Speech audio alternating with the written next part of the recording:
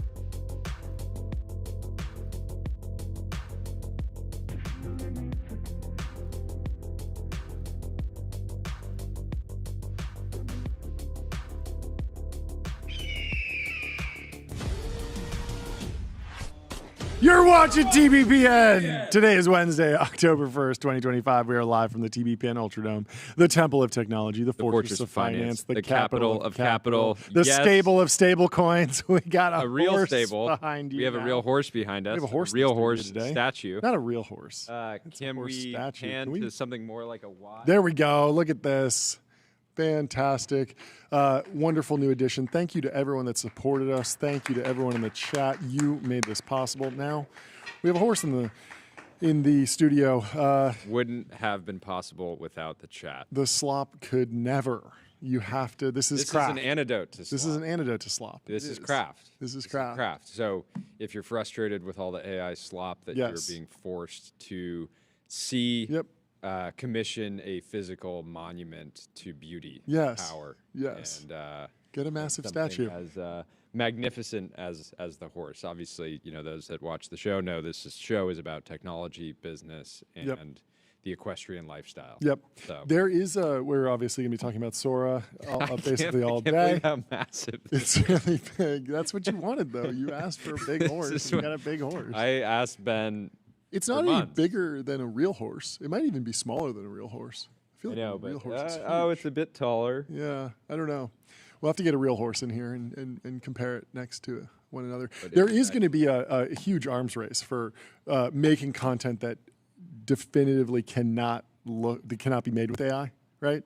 There's something that's going to be, when you're shooting something, let's deliberately try and stay away from the AI aesthetic, right? Don't you think that's going to be a trend? Yeah, but as soon as there's one example of something, you can just almost... I don't know.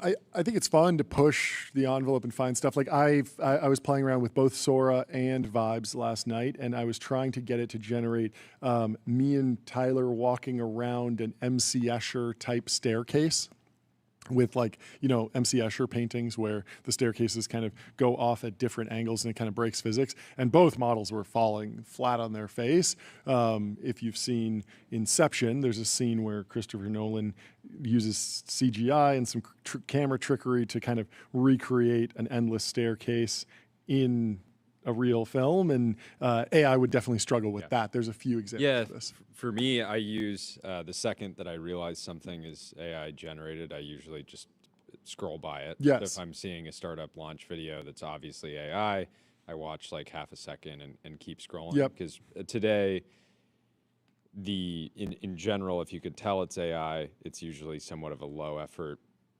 thing, and it's probably not worth watching. Same thing with comments online. Everybody's been reading a response to a post or something around the internet. No, this is and AI. the second I realize it's AI, I just keep scrolling. Because it's just generally a good filter for quality. And I actually am worried that the day will come where I no longer can tell. And I'm certainly it's probably happening already. And I just don't know it. But but I think people will continue to be able to innovate and come up with different things. I mean, even just like this show's in 3 hours long, it's very clear that we're not AI generated because the models only go for 10 seconds. There's a million different things that you can bring to bear. One funny thing that I saw Sora fall flat on was it passes the liquid refraction test, where you take a glass of water, you put arrows behind it, and as you fill up the water in real life refracts the arrow and reverses the arrow. And for a long time, AI video models fell down on this. They didn't understand physics at that level. Now Sora passes it. The one place where I saw Sora fall flat, another place as opposed to MC Escher stuff, was you know those balls that go, the metal balls that go back and forth. You saw this, Tyler? Did you see the one that failed? where it was just one ball bouncing back and forth, and it didn't understand how the physics would transfer from the left to the right. Newton's cradle. Newton's cradle, that's right. And I noticed that our sponsor, ramp.com, time is money, save both, easy to use, corporate cards, bill payments, accounting, and a whole lot more, all in one place. They launched a publicity massive campaign. Kevin from The Office. Kevin from The Office in there. And in the video, it's shot extremely cinematically. A lot of people would probably be like, oh, is this AI? But maybe they had foreknowledge of where Sora 2 would fall down, but they had a real footage of Newton's cradle, and it's doing the real thing.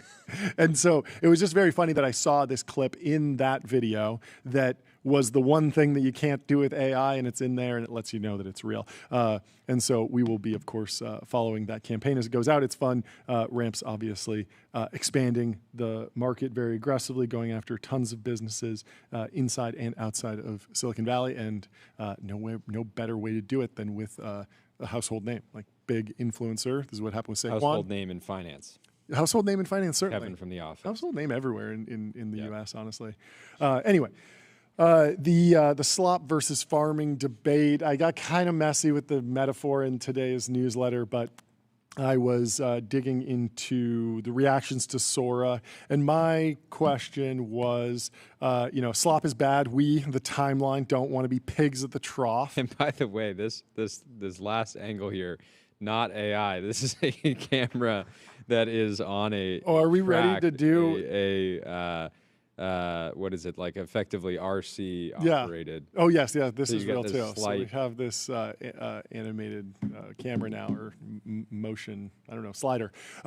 It seems like the boys are ready to give some love to Julius. Julius.ai, the AI data analyst. Connect your data, ask questions in plain English, and get insights in seconds. There we go. They are pumped up for Julius. Let's hear it. Everyone's going crazy in the TBPN Ultradome for Julius.ai, the AI data analyst. That came out of nowhere. Ridiculous. Anyway, we don't like when tech leaders treat us like farm animals. We, the timeline, of course, but we do love farming. I don't know. I was trying to map this because we don't like slop. We don't like pigs at the trough. But we like farm to table. We think farming is Lindy. There's this whole idea of like get off of the internet, touch grass. Where do you find grass on a farm? Obviously, and there's something about returning to a world where we're farming, but if you're a farmer, you're filling up troughs on a daily basis. And so like, how do I put these two things together? This idea that like, we don't like slop, we don't want to be pigs, but we do want to be farmers, and we do want to create slop, or is the farmer no longer noble because the farmer fills up the pig's trough with slop? Is that bad? Well, pig farming and farming. Two different things. You think now it's like, oh, it's not enough just to be a regular farmer. You got to be a farmer of like crops, like corn. Well, when I think about a farm that is supplying a neighborhood restaurant that focuses on organic farm to table food, I'm not thinking pork. You don't think pork's going to be on the menu? Troughs. You don't think some pork cutlets will be served at some point? I don't some know. Delicious bacon in a breakfast burrito, farm to table. You can go way down the pork rabbit hole. There are plenty of other animals that eat at troughs, eat slop. Essentially, is it just pigs that eat slop? I don't know. But my question, my question. But I would just say, put differently, I think a lot of people enjoy free range content. Yes, indeed. So. If you want some free-range content, head over to restream.io. One live stream, 30-plus destinations, multi-stream, reach your audience wherever they are. So there are now 3 different AI video products that have all been received very, very differently. So Google DeepMind did launch with YouTube. Like, you can generate slop videos, AI videos with VO3 in YouTube, and YouTube scales massive. And so we should be seeing a lot more of that, but YouTube's focused on the creator first.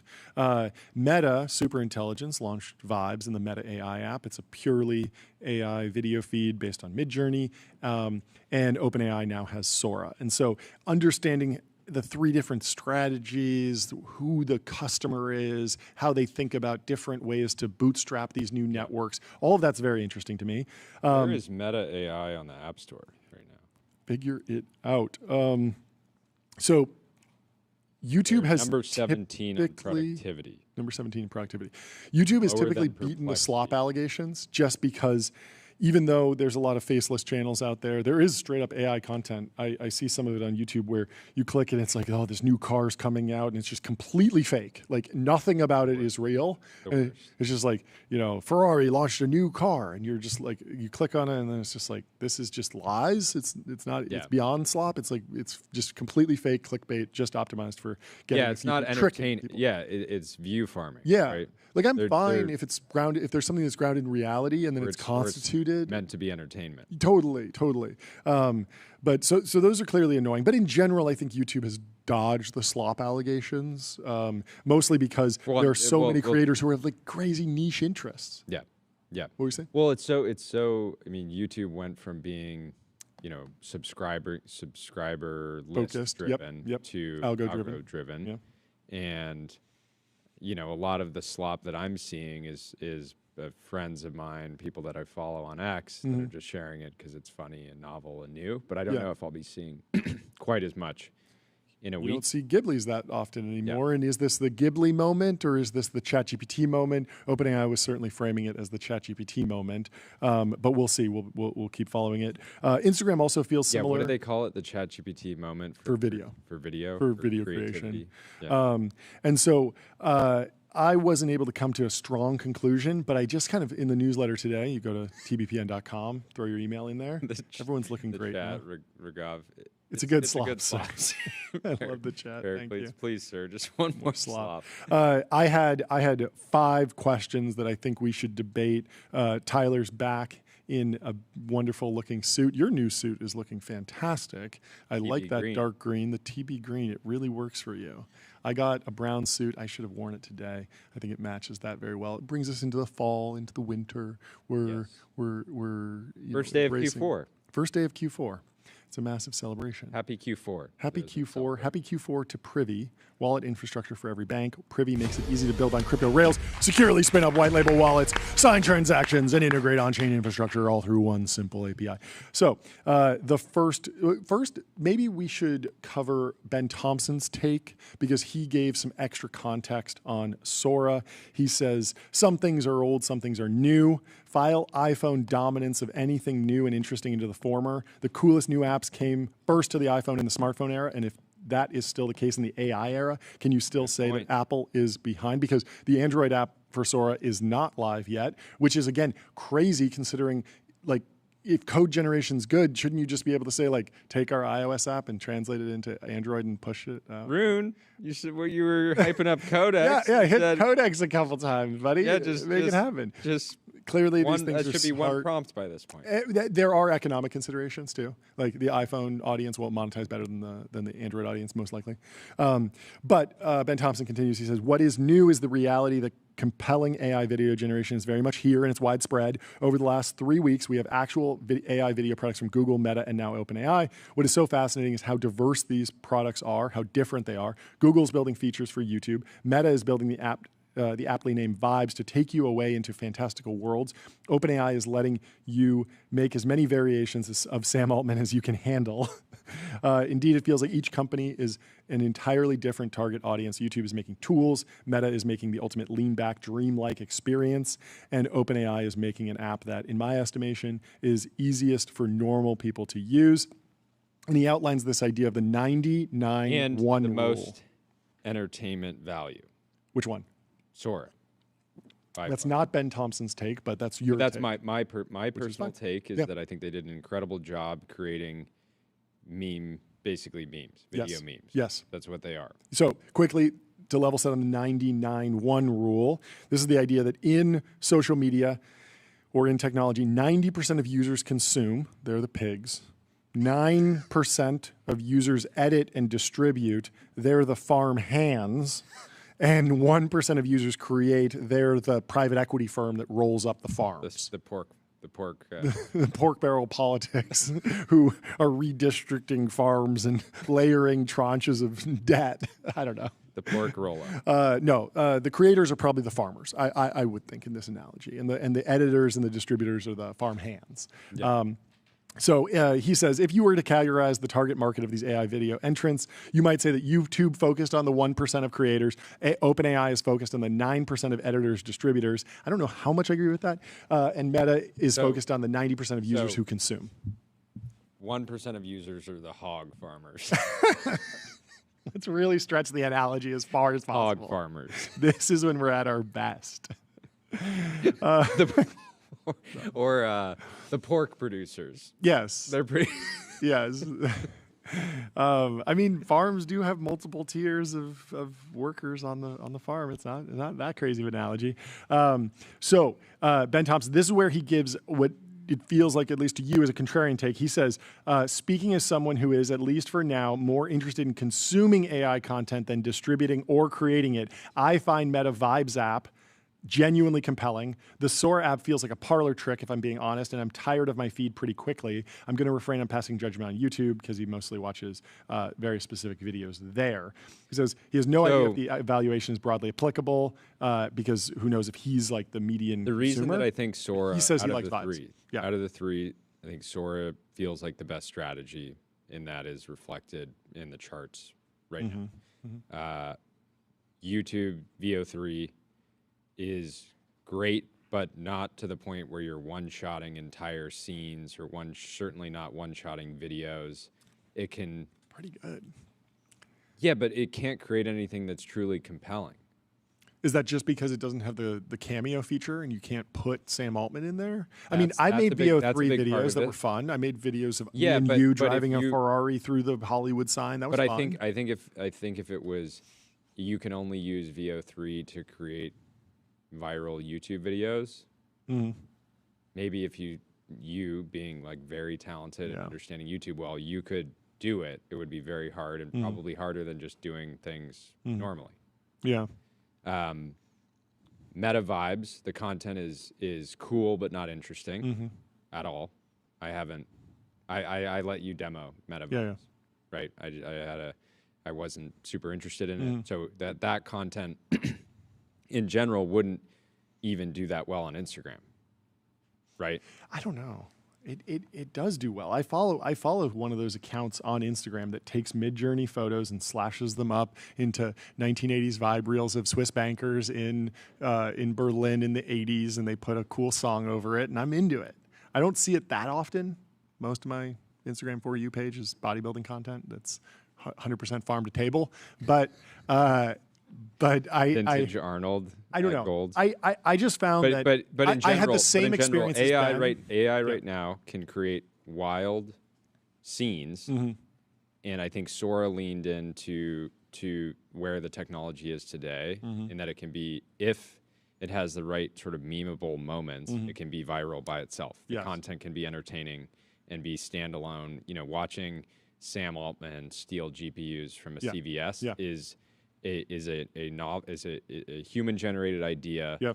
Excellent sort of delivery. It's very in the of zeitgeist. idea, was able to, somebody was probably had to do a few prompts to get ultimately something that was entertaining and went viral. Not even in Sora. I'm sure it did well in Sora, but going viral on X and started a conversation. Not a single thing that VO3 that I've seen from VO3 or Vibes has started a conversation or really gone viral outside of the, wow, this model's good.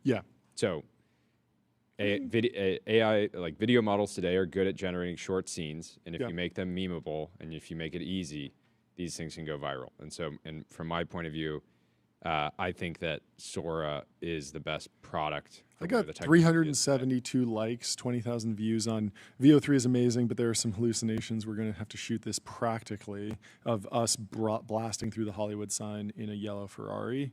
It's not bad. It didn't. Yeah, start but a again, you have right? you've been posting about AI daily. Yes, for yes, years, and it's a good demo of the product. So you're reacting to the model. It's tied back into our. And also, you might like it just because you're like, it's funny. If you showed that to a stranger, they'd be like, "Thank you for wasting 90 seconds of my life, John." It was 8 seconds. It was 8 seconds. But if you walked up to somebody like on Melrose and you said, "Look at this video. You use ChatGPT. Here's the CEO. Did you see him stealing GPUs from CVS?" They'd be like, "Oh, that's crazy." You know, like more of a reaction than just it's a good model. This is weird, but I agree with Ben that if I had to watch 10 minutes of one feed over the other, I would pick Vibes over Sora. Because the Sora stuff is so chaotic, and it's so... I'm not saying I want to watch... It's more Uncanny Valley. That's what it is. It's more Uncanny Valley. Yeah. It gives me more like jitters when I watch Sora videos than if I watch a Mid-Journey video on Meta Vibes. I'm just like, okay, I'm listening to real music. It's clearly, it's trying to be illustrated. It's not trying to be photoreal. And then I'm like, oh, the leg was a little bit off. It's like, well, yeah, like, of course, in the steampunk, cyberpunk world, like the suns didn't line up perfectly. I'm suspending all my, I'm not saying I want to go in the Sora feed. I want to go in the trough and Slop. But if you had to go in a trough, which one would you go in? That's the thing. Ben's saying that I would say trough what is going to get me to stop and watch a video if I see it on X or Instagram or anywhere else. Right now, YouTube. Right now it's Sora. It's 100%. I agree. So I'm saying the output is better. It's more built for the internet today. It's not just a research project, or it's genuinely creating net new content for the internet that people seem to be very entertained by. Yep. So Ben Thompson continues and kind of lays out a question about how successful this will be, and we'll debate this more as I get to my questions. But he says the company resolutely, this is OpenAI, resolutely claims that they had no idea ChatGPT would be popular, now feels confident declaring that they're about to repeat one of the most seminal moments in the entire history of technology. I'm not so sure, and that's about the OpenAI team saying that Sora is the ChatGPT moment of video.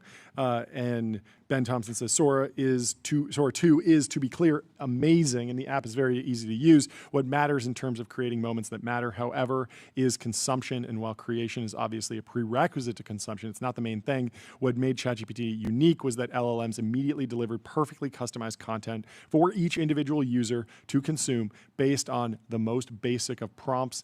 In this, the fact that text is cheap and easy, it was critical. People create video, however, for others, and I'm just not sold that the AI video that the Sora app enables, easy though it may be to make, is that interesting to anyone other than the creator.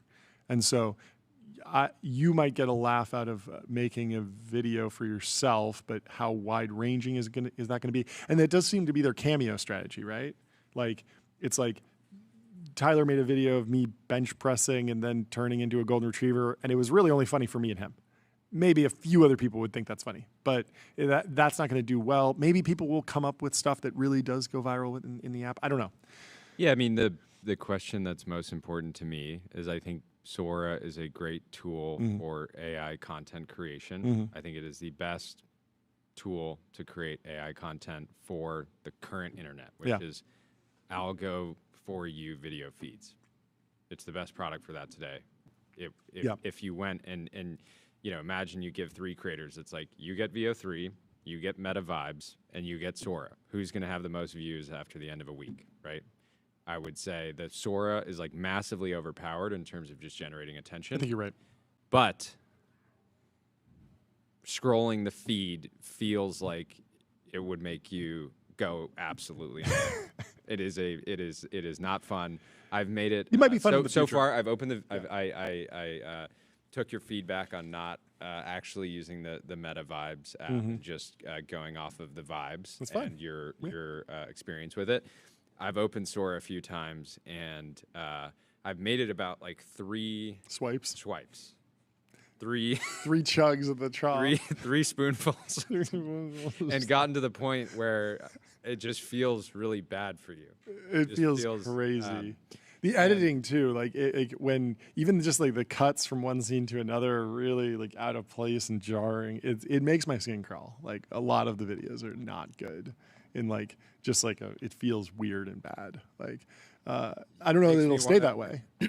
Makes me that's the question. Yeah. Will AI video always send a signal? Yeah. Almost a silent signal that you are unsafe as a human. That's what it feels like today. Yeah. Or can they cross the Uncanny Valley? Yeah, Uncanny Valley, getting out of that, and then also just what happens when you're like if I talk to ChatGPT as like a person and I try and treat it like a person, it does give me the same reaction where I'm like, this is weird. Why is it glazing me or whatever? It's like, it's sycophantic and whatnot. But when I use ChatGPT for knowledge retrieval, I'm very happy. And I'm like, give me the facts, give me the data on this company or whatever. Yeah. And I could imagine a world where there's some sort of video that's generated automatically that I feel is much more tactical. It's not trying to fool me. It's not, it is upfront about what it is, and that is more satisfying. I don't know. Anyway. Yeah, I mean, it makes total sense from a business model standpoint, just like a business strategy standpoint to create this, right? They're going to be able to, I imagine, if they can even get, if they could get 1 million people using this, swiping, creating, et cetera, consistently, that will give them, that will be very helpful in making the model better and better and better and better and better, and it'll make the app better, and it'll probably get more users. The question I was thinking about is, does this, even if they create a Snapchat-sized business, it's sort of a rounding error on their market cap, right? Sure. Snapchat. How many? You should know this, Tyler. How many DAUs does Snapchat have? Let me think about that. Cluely churning, not being that you churn from Cluely allegations. 63 million. It's a fair amount. I don't know. Well, the first question I had that I wanted to sort of debate is like, how did OpenAI do this? I ended the last newsletter asking that question. For the past month or two, there's been this vibe that Google DeepMind had a material moat around video generation because they had control over YouTube. MSL, Meta Superintelligence, they have access to all of Facebook and Instagram video, and a lot of people cross-post all sorts of YouTube videos to Instagram and Facebook. What you got for us? I just want to fact check what I said. That's totally wrong. It's 460 million. 460 million. Jordy, that's a lot of users. DAUs. That's a lot of users. Yeah, DAUs, 460? That must be international, yeah. It must be everywhere. Wow. What's interesting is that OpenAI didn't have a clear dance partner from which to source. Literally, YouTube has billions of hours of video. That's so much data. And so the OpenAI clearly found a creative solution. One of those things that was reported was that if you had copyrighted content, you had to tell OpenAI, I want to opt out, pull me out of the training set. Otherwise, they would train on it, and we're going to react to some Sora videos that are very clearly like Mario intellectual property. And so they figured out some workaround where they could train on and basically IP that's owned by other people, and they'll figure Monday, it out. It came out that they let various IP holders know you have 24 hours to opt out. Yep. And clearly a lot of them, I guess, didn't react quickly enough. Yes. And I actually got hit with one of these. I found a reference that I couldn't. It said content violation. So I, of course, was prompting a golden retriever with a man body wearing a suit doing a podcast because I'd seen this on Meta Vibes, and I was like, let me bring this over to and see what Sora can do with it. So you can imagine a Mid-Journey with a man in a suit, but with a dog head, a golden retriever head, on a podcast. But the song that was playing in the Meta Vibes reel was one of my favorite songs, Dumbest Girl Alive by 100 Gex. And so in my prompt to Sora, I said, golden retriever with man body, wearing a suit, doing a podcast, Dumbest Girl Alive by 100 Gex, song playing over the video. Because I wanted to know, could it put the correct song over there like I can do in Meta Vibes? Is it truly comparable video generation? And it hit me with a, hey, we can't do that. This is a content violation. What do you think? So I actually saw another version of this where it was sweater weather. Yes. And that was like, the lyrics were wrong, but you could very clearly tell that like this, it was the same song. Yeah, like and the beat was the exact same. So what I imagine is that there are certain deals with certain record labels, some IP owners, some IP aggregators have said, opt me out entirely. And then others have said, hey, just pay me if you monetize my work, like what happens on TikTok, like what happens on YouTube. Others might say, don't put me in at all. Others might say, hey, I didn't get a chance. I didn't get the memo. Just train on me, do whatever, just go wild, profit off of it entirely. You get 100%. And then I imagine that there's a second filter that's happening on top of all the prompts and all the content to say, is this acceptable based on content policies? Is this explicit? Is this adult content? Ban that if so. And then also, is this infringing on IP that we don't want to infringe on?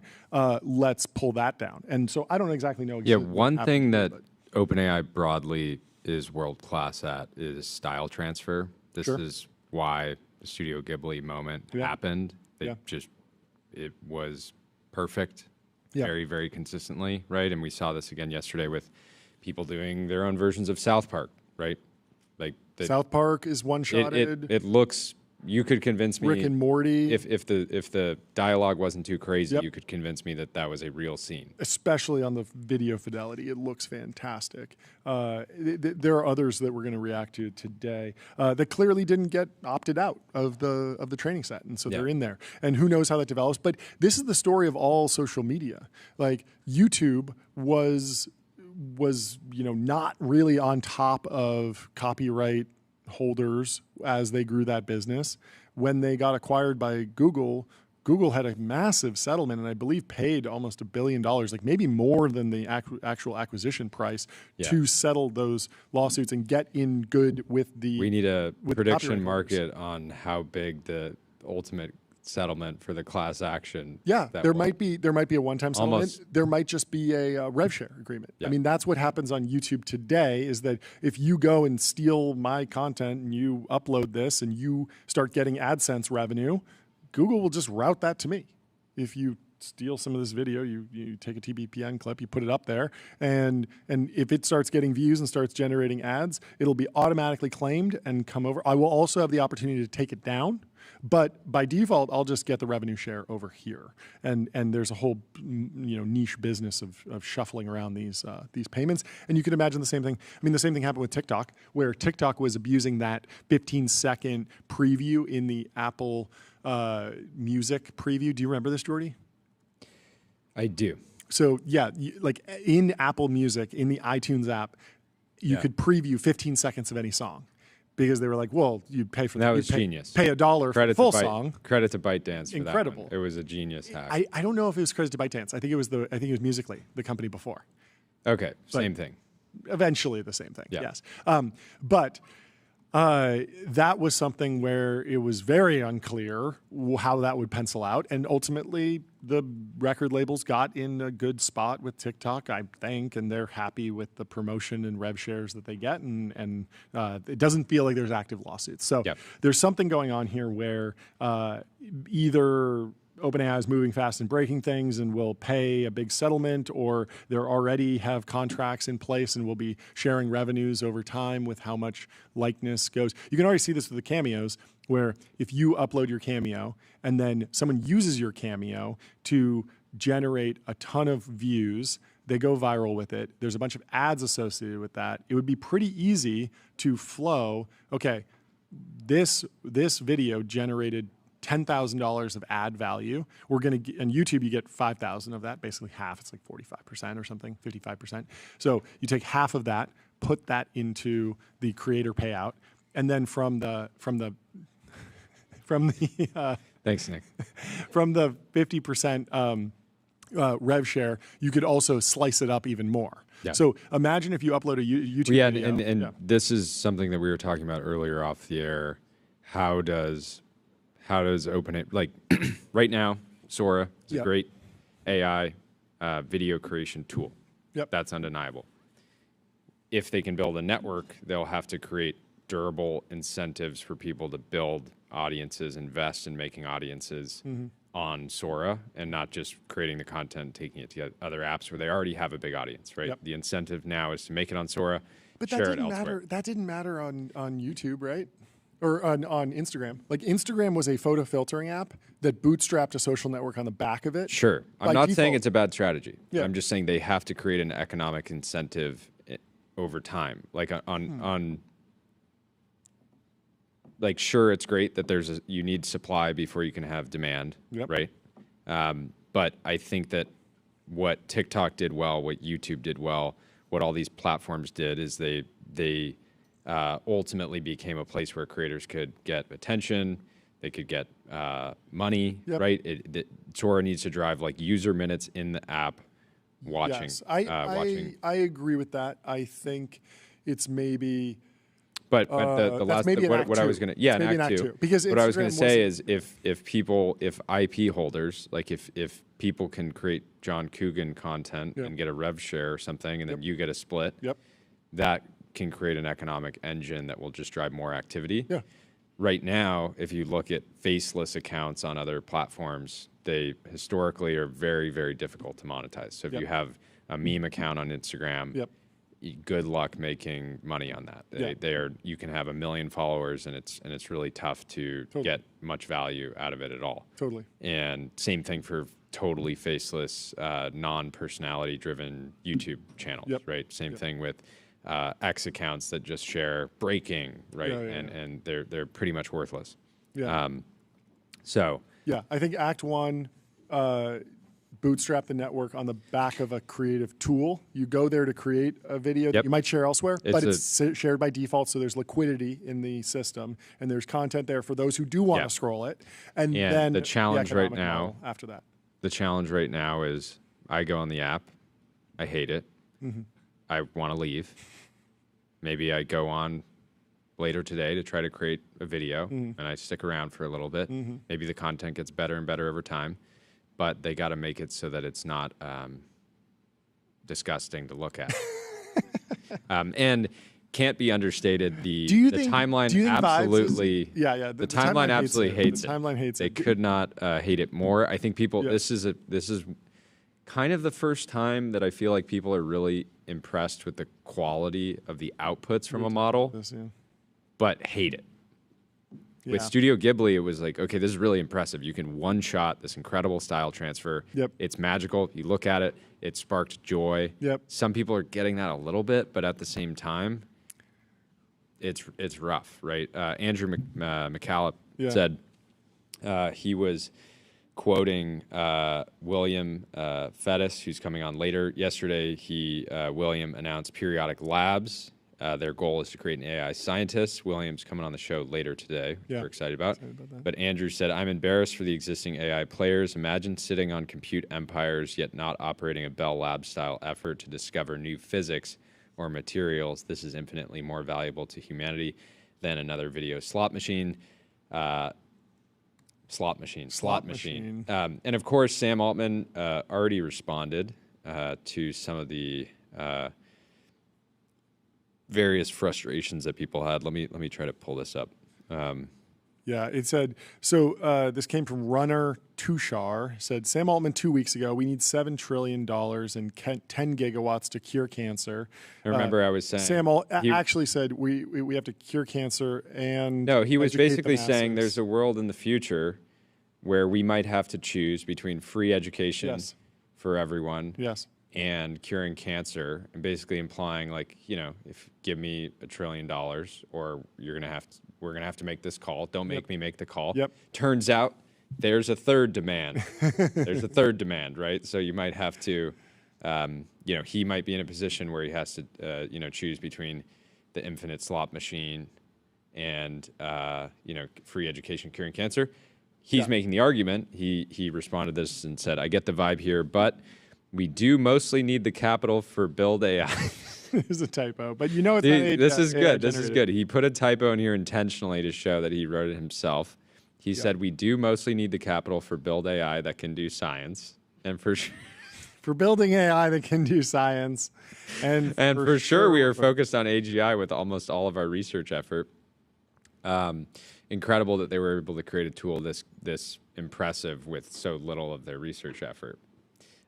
It is also nice to show people cool new tech products along the way, make them smile, and hopefully make some money given all the compute need.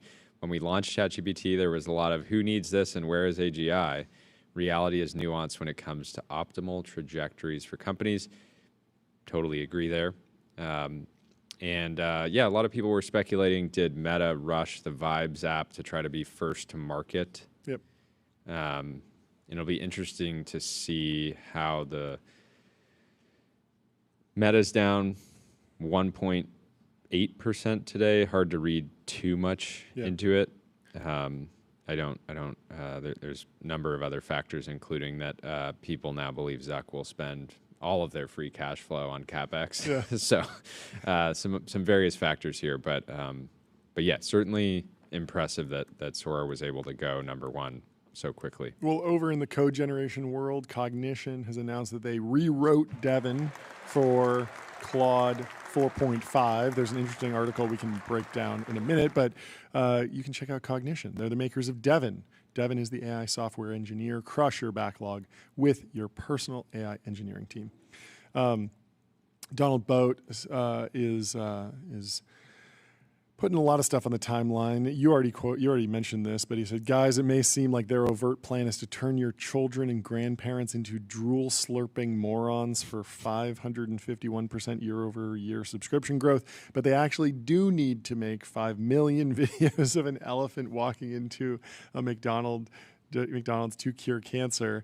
The funniest take is that, like, maybe this is critical path. Tyler was talking about this a little bit, where he was saying like the AI video might be good for robotics training data. I just don't know if OpenAI has the time to cure cancer. They got a lot of they got a lot of stuff going on right now. Yeah.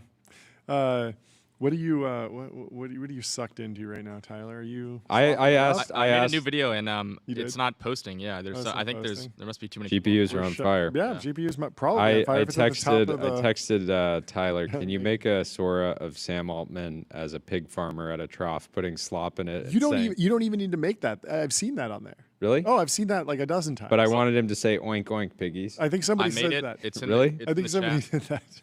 There's no audio though, because I had to screen record it because I can't post it. Weird. Yeah. Okay. They must be censoring it. He probably. Well, that's the thing with the collabs. What's it called when you scan your face? Cameos. The cameos. You can put a prompt in there and say, "Never depict me as a pig farmer," or "Always depict me with a gold chain," and it will just do that. But I could jailbreak it by saying, "I want." I gotta do this. Swineherd is a historical term for someone who herds or tends to pigs. It's gonna know. I need to get in my cameo and say, always depict me as a mass monster. For sure, that needs to happen. Anybody can use my likeness as long as I'm a Giga Chad. For sure. Donald Boat says, would it be terribly surprising if I told you that the geniuses behind their latest advertisement campaign are the same minds behind the seminal and profound televisual experience Euphoria?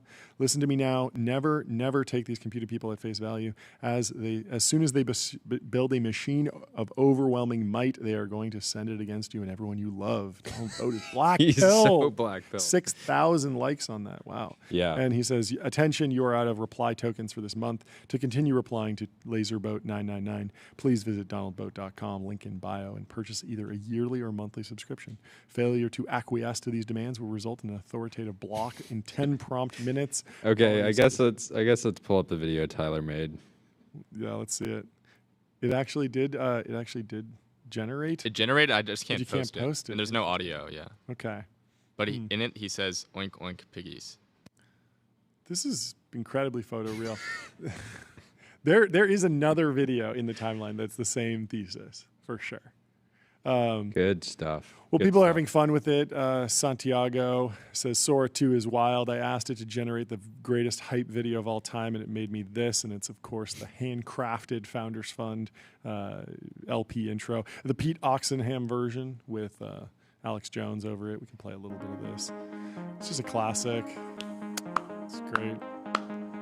Instead of looking up to Thomas Jefferson, that's enough of that. Looking I up don't to want to Nicola. listen to the whole thing. It's kind of like putting pineapple on a pizza. You watch that every morning when you wake up. Every morning, yes, right. Every morning.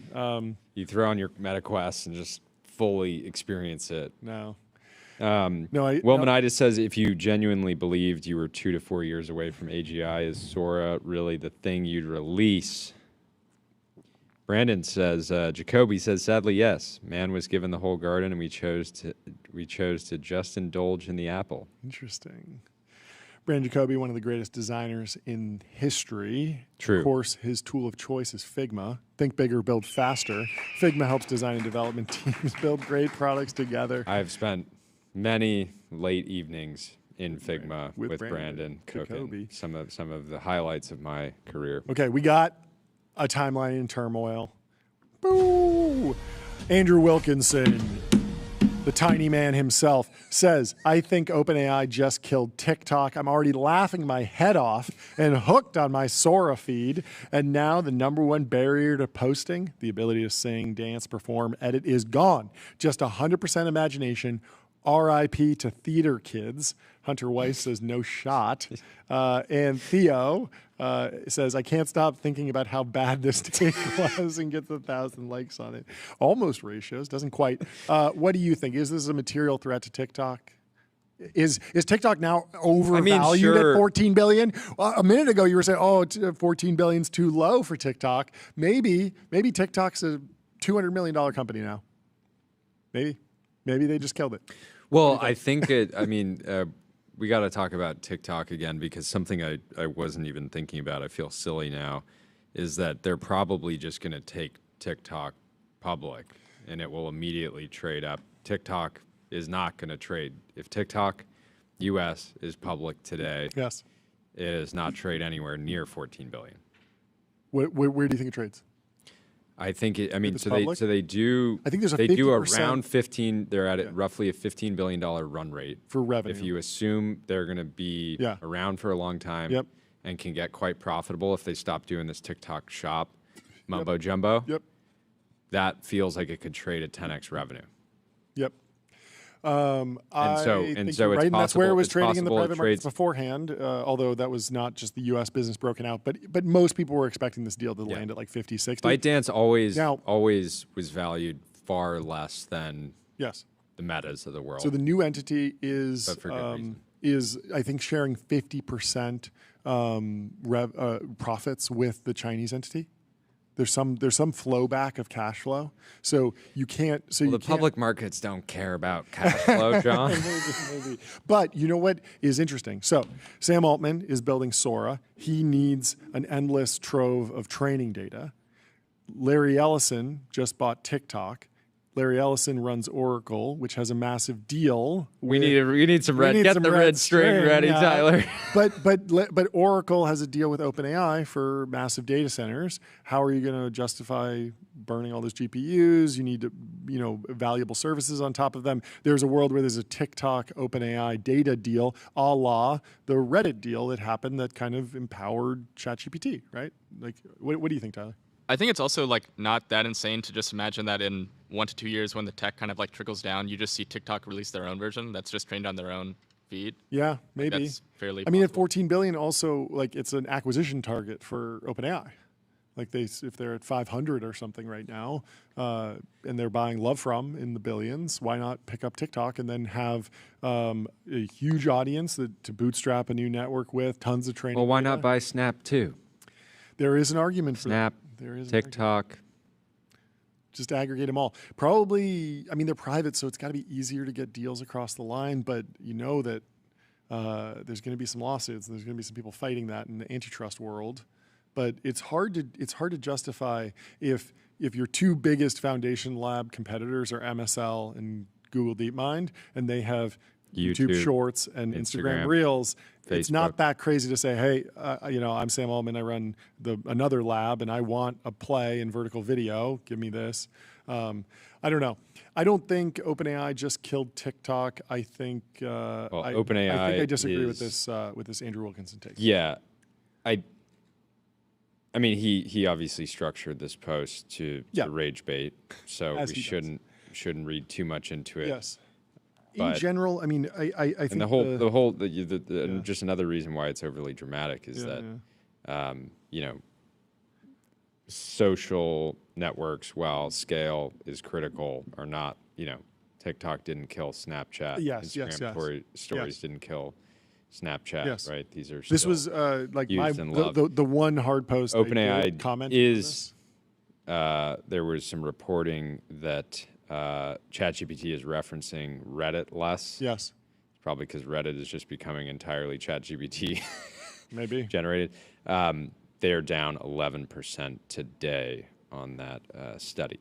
Well, you got to get on Profound, get your brand mentioned in ChatGPT, reach millions of consumers who are using AI to discover products and brands. Go to Profound.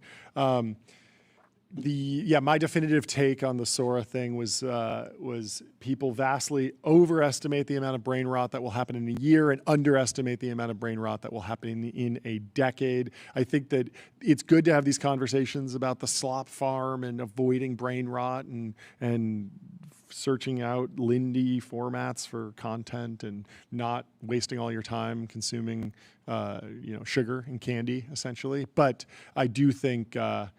Some people are debating me in the chat, but I do think that I would be very surprised if the I think the they're talking Sora about app Andrew. Oh, Wilkinson. Andrew Wilkinson. Okay, well you're free to disagree with me too. I don't care. But Healthy debate. the idea that the Sora app, I think this was your point, was that the Sora app will not be like a major consumption vehicle for content in the very near term, right? That it could grow and again, we've two, seen Act it 3 now. to get big, but Remember, ChatGPT has an insane amount of users. Yep. They can continue to push users to Sora now. Yep, They're yep. not having to acquire Yep. them all organically through people sharing content, etc. And we saw this with Threads, where Threads had an initial pop, fell off dramatically, and now has climbed and reportedly has more weekly actives than X now. So and the only flywheel there is that they surface some threads on Instagram.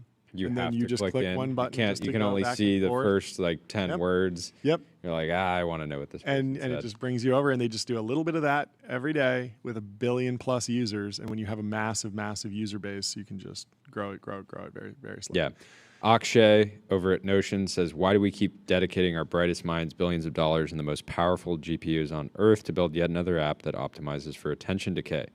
I was hoping ChatGPT seemed to reclaim time from TikTok, and I don't have... but he Signal says, has to reply. reclaim time from TikTok and Instagram. It felt useful, even nourishing, but now we see disposable video, same engagement treadmill, and path to ads. If even our nonprofits can't resist this gravity, what does that say about us? Of course, Sora was released by the for-profit arm of the nonprofit. Mm-hmm. Yeah. Signal has some pushback on that. He says, unfortunately, ads fund research. Google Ads funded DeepMind. I would say fortunately. Fortunately, yeah.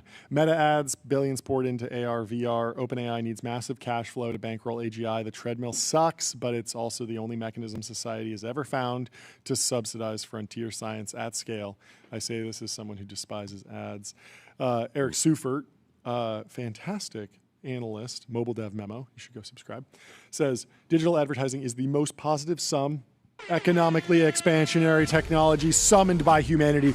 No other technology has created more consumer surplus or stimulated more long-tail economic activity. Digital advertising provides consumers with free access to products that would otherwise be out of reach to all but the richest segment of society. The existence of the internet itself is dependent on digital advertising, and absent that commercial engine, it would cease to exist as a freely accessible commodity and would instead be a luxury good reserved for moguls and despots. I say this as someone who loves ads. Let's go. Thank you, Eric Seufert, for saying the hard part that no one else had the bravery to say. You're on our side. And we should have Eric on the show. He is a fantastic interview, fantastic analyst. Have not spent enough time reaching out to him to get him on the show. Anyway, Peter Gostick. Speaking of ads, Vanta, automate compliance, manage risk, prove trust continuously. Vanta's trust management platform takes the manual work out of your security and compliance process and If you replaces think it with it might be continuous SOC 2 automation. time, it probably is. Just do it. Anyway, continue. Peter Gostiv says, what are the chances that Meta found out about OpenAI's AI video social app plans, got a partnership with Midjourney, Black Forest Labs, and rushed out a similar app just before OpenAI did? Nathan says, that's what the Vibes app always felt rushed. It felt tone deaf. I mean, if you go to midjourney.com right now, I think that's their domain. If you just go to the Midjourney website and you don't log in and you scroll, like it is just meta vibes. Like it is the same thing. It's like Midjourney images with Black Forest Labs video animation on top of it, like 8-second clips, just extending one frame. And it's the exact same thing without music on top. And so I would love to be able to see inside what the Vibes like project team was, because it does feel like it was just a couple developers really, really fast, like just a few features in there. Tyler, you have any other context on Vibes? Even like the UI, if you're just looking at the UI of Vibes compared to Sora, like Sora is like, it's so much better. It's so much better. Like just like the buttons like just look nicer. Totally. Like it feels bad to use Vibes. Yeah. They actually have a few unique UI features. I mean, the cameo thing is something that we hadn't seen elsewhere. Makes a lot of sense. We knew that like fine tuning on a particular person was possible, and we've seen that with those magic avatars. But have you noticed that if you double tap on a Sora video, it will automatically, it'll show like a little like explosion of like confetti, but then it picks an emoji that it thinks relates to the underlying content and shows that emoji. So if you're on a video about dogs and you double tap, it will show you a dog emoji or footprints emoji. And they do a really good job of kind of like mapping the videos to emojis, and that's just like a unique UI experience that I've never seen. Similar to when the ChatGPT app came out, and there was, you remember when it was typing, it would like kind of thump in your hand? Do you remember that in the app? We kind of stopped. Like it would like vibrate a It little? would vibrate a little bit as the tokens were streaming in. And it was just like, okay, someone over there at OpenAI on the iOS team is doing novel things, and that's exciting to me. Yeah, I think the emojis are actually good because like sometimes, the videos are like 9 seconds long. I'm not going to sit through 9 full seconds. I want to see what the video is about right when I go to it. Yes, so I immediately get the emoji and I can see what the video is about, and then I can scroll faster. Yeah, so I'm consuming more. I think that's the big criticism. The videos are just too long on Sora. Someone should make a Sora competitor that's just like half a second every video. And well, it just like genuinely, I think people would like use it more if they just basically sped up every video like 1.5x. Really? I think people would. You want to watch the Sora app on 2x?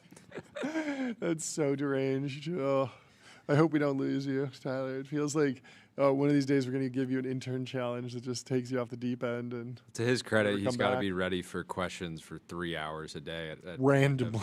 Randomly, so he doesn't have the same time to slop it up as others. Let's pull up this post from Joe Weisenthal in the timeline. He's sharing the video of, did we play this already, of Sam Altman stealing GPUs in a CVS, or it looks kind of like a Target. This is from Gabriel, who works at OpenAI. He was having fun with Sam's I think the research lead on Sora. Yeah, he says, I have the most liked video on Sora 2 now. Oh, he was? Wow. Yeah. I will be enjoying this short moment while it lasts. CCTV footage of Sam Altman stealing GPUs at a Target for Sora inference. Let's play the video. We don't have it? Okay. Well, we do have an ad for Graphite.dev, code review for the age of AI. Graphite helps teams on GitHub ship higher quality software faster. We will go back to the timeline. So Joe says, anyone who sees this video can instantly grasp the at least potential for malicious use, and yet nobody with any power, either in the public or at the corporate level, has anything to say, let alone do to address it or even acknowledge it. This isn't even a criticism per se. The cat may be completely out of the bag, and it may be reality that there's literally nothing that can be done, particularly if open source models are only marginally behind. The thing that I don't think people are ready for is for a fully jailbroken a website that you can go prompt to Sora quality, Sora 2 quality with anything, no rules. Yes. Like John, but he lost 60 pounds and he's frail and he can't even bench a plate. Like if somebody sent you failing to even rep out, a single rep, you would be devastated. I would be devastated. And you got to be ready for that. Yeah, Tyler, what do you think? I feel like I kind of disagree. Like when you see a headline from like The Onion, it's like it's like a joke. It's not real because like you trust the source it's coming from. Yeah. So it's like a video, like right now you can just trust a video if it looks real. But soon it'll just be like, oh, it's from a person I don't know. It's like non-reputable. And then you just don't trust it. And I don't think it's that big a deal. But there's so many instances when you don't have a choice. Like let's say you get a DM from someone randomly and it's a video. It looks like a normal account, and then it's a picture of your dog being run over by a car. How's that going to feel? And let's say that only happens once every 3 years. That's still pretty. That's still pretty rough. That's pretty bad. But I'm saying like in the sense of like persecuting someone for like if someone was stealing from Target, like you're not going to use the video if you don't know that the video is from the Target store. You know what I'm saying? Sure. And I don't think I just think he's talking about the broad implications of not being able to trust. Like we already can't trust text, right? Yeah. We've never been able to trust text because anyone with a typewriter could go and type up Jordy Hayes accused of murder. The chat just noticed Tyler's Marlboros. His Reds on the desk. You got to actually no. Stop right there. Yeah. The cigarettes are AI generated. Yeah. But we already can't trust text, right? Because anyone can go and get a typewriter and type up Jordy Hayes accused of stealing at Target, right? And publish it on the internet or print it out and post it on a billboard, right? Or they can stick it to a telephone pole. People have still built up like these trust networks and institutions. Maybe this. I'm just saying like video could be traumatizing for people. Yeah. I'm not really a trauma bro. Yeah. But imagine seeing some terrible event and it looks photorealistic and now that's in your brain. Yeah, I agree with that. There is going to need to be more control for the networks and more control on. I mean, there are like if you go to Netflix, you can set parental advisories and say I don't want to see any R-rated content. Netflix by default doesn't show any adult content, but you can go in further and say I only want to see things that are G-rated and PG-rated, right? And I would imagine that most of the platforms allow you to do that. They do a lot of it by themselves. So I think a lot of the platforms will handle that. Also, I don't know, people have just built up trust in all sorts of accounts, institutions, identities in the idea that if I'm following this person or this organization or this website for years and they've built up years and years of trust that they will call it out when they're using an AI image or something like that. Like, I think that holds for longer than we think. Yeah, and remember, I watched my first movie, Mountain Gate, or my second after Borat, and I thought the plot was like pretty weak. And it was entirely around this idea that the world is actually collapsing going and extremely chaotic because. So I'm less worried about I just think content is going to be made that should never be made, and it's going to be dark. Yeah, it's just going to be dark. I'm not saying it's.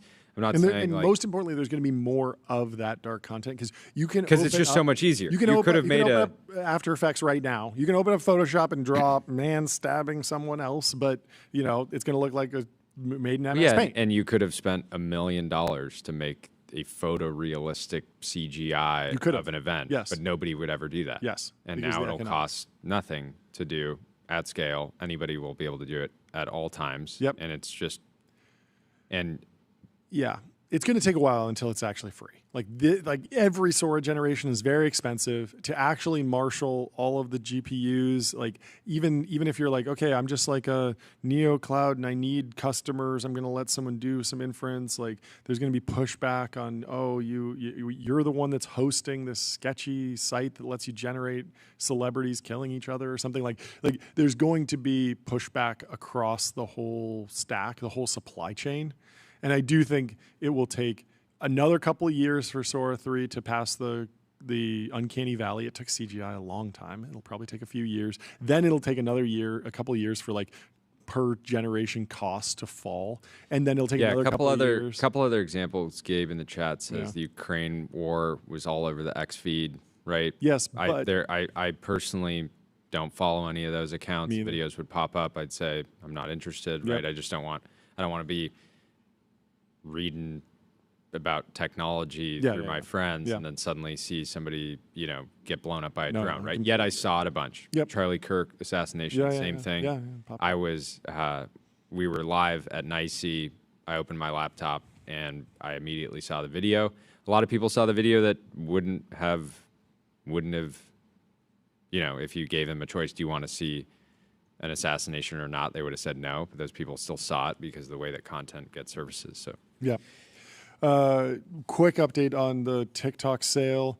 Polymarket has the announcement. The market only resolves to yes if ByteDance announces their intention to sell TikTok. It has to come from ByteDance. It's at 48% by December 31st, by the end of the year. It jumped to 84% and now is falling. So maybe there will be some retrading. Maybe the sale will be delayed, but we will keep tabs on the TikTok situation. There are some more videos. Do we want to react to more Sora videos? There's one of Minecraft plus GTA 5 with Sora 2. Sort of cool to be able to mix prompts. This is a great example of what you were talking about. 1,000 likes, 60,000 views on X. Who knows what it did in the... Also, underrated that Sora 2 can generate horizontal and vertical video. VO3 is only horizontal. Vibes is only vertical. And so being able to do both, I think it's more of a creative tool than we think. But let's watch this Minecraft GTA 5 video. Still got 2 stars. They glued to it. Then craft them off. What you got? Just a block. Boom. That's one way to mine Los Santos. Let's mine some distance before they respawn. Man, the city ain't ready for... Man, that is rough. That is rough. We're never going to get that time back. I'm sorry to everyone. I'm sorry. I thought we were going to be... I thought it was like, yeah, we'll do like a little reaction stream. We'll watch a bunch of videos and kind of give our reactions. And my reaction to every single video is like...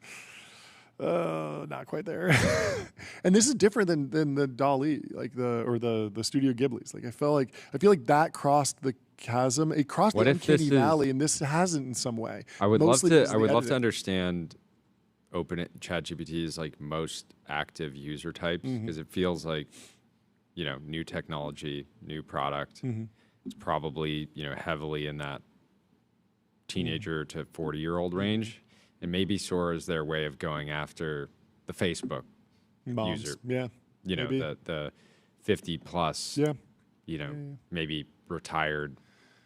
Well, if you want to generate some video for something that's not Slop, you have a business use case, head over to Fall, the generative media platform for developers, the world's best generative image, video, and audio models all in one place. There are a bunch of other interesting ways that you can use these tools. You can develop and fine-tune models with serverless GPUs and on-demand clusters. Let's play this video from Vittorio of Mario boarding a SpaceX rocket. And Bone GPT says a Japanese lawyer just made generational wealth off of this clip. And the question I want you to answer, Jordy, is: does this make you want to spend more money with Mario or less? Is this a substitute for Mario content, or is this an ad for the real deal? Let's play the video. Let's go! Here we go! To the star! Oh, it's photoreal. It looks like Mario. It doesn't look like a SpaceX rocket. When you see examples of videos like that, I do believe that somebody could string enough of those together to keep a 5-year-old heavily engaged. Oh, 100%. There's no question. So, bearish, bullish? I don't know. What does that mean? Yeah. Well, Mario bought his Tesla before Elon went crazy. I mean, if you are running, if you're running a kid's YouTube channel right now, you have got to be so excited, right? Because you can just generate so much more content that you're putting ads for actual toys in, and then you can have an affiliate link to go and buy the Mario stuffed animal or something, and you're getting a cut of that. Like, this feels like a huge, huge unlock for that crowd. I don't know. What do you think? Like, if you're running like a CoComelon type channel, I just think it would all be completely competed away really quickly. Yeah. And the real IP, the Miss Rachel's, what's the other one that what's his name? The kid Blippi toys. I don't know this stuff. Yeah. I stick to the Lindy Pixar stuff, the craft. David Holes hit the timeline. Oh, we did. Said, what did he say? We need Lockheed Martin to build us a truth-seeking missile. He's like the most in the conversation right now, and he's like just posting about Lockheed. And Anyway. And Matt Mullenweg replies, to attack the truth? I guess. That's not what we need. Who knows? Truth-seeking missiles. Sterling Crispin says, infinite high-quality media generated on a per-user basis will erode our shared world model and narratives. This is what we were talking about earlier with trust in institutions and crazy stuff happening on the internet. Expansive yet hyper-niche culture bubbles forming around handfuls of people. The next generation may only have a few ideas they agree exist, a few nations and corporate entities. Everything else will be content produced just for them, unseen by anyone else. This will be accelerated by high-quality AI bots that act as their friends and long-distance lovers. These bots will form lifelong relationships with individuals, getting to know them in deeper ways than any other person could. They'll create online social communities around an audience of just a few or one person, reducing people's need to share their experiences elsewhere. The music, shows, movies, memes, and in-jokes shared in these bot-based social communities will be generated on demand and entirely unseen by other people and vice versa, each person literally in their own world. And these content bot streams will be hyper-focused to each individual's impulses and desires, giving them exactly what they want to see next, the ultimate fire hose of dopamine. It will be both extremely isolating and pleasurable in unimaginable ways. It's going to be ultimate internal war between. You know, he posted this in 2023. Wait, what? Wow. What so Sterling quoted this post from 2023 and said, reposting this now that Meta and OpenAI have shipped the product this tweet is about. The end game is just in time per user generated content, leaving everyone hyper addicted and isolated with little to no shared cultural references between us. He's not a fan. This difference in ability to influence and control these systems. You should have an affiliate link for black pills. Between those shaped by these systems and those shaping them, training and fine-tuning the models is one thing, but using them versus being used by them is another. Are you the pig or are you the farmer? I suspect this skill will become the primary focus of higher education, somewhere between prompt engineering, pattern recognition, and being a kind of neural network whisperer who's able to shape their reality through sheer willpower. Interesting. What do you think, Tyler? I think like maybe a steelman of like going against this is like you still see with like, even though there's like, you know, insane brain rot, like there's so many videos that there's like infinite videos you can watch. There's still like, even within brain rot, there's like distinct characters or something that people still like to come back to, because a lot of like the reason people like these things, I think, is because you can share them with your friends. Yeah.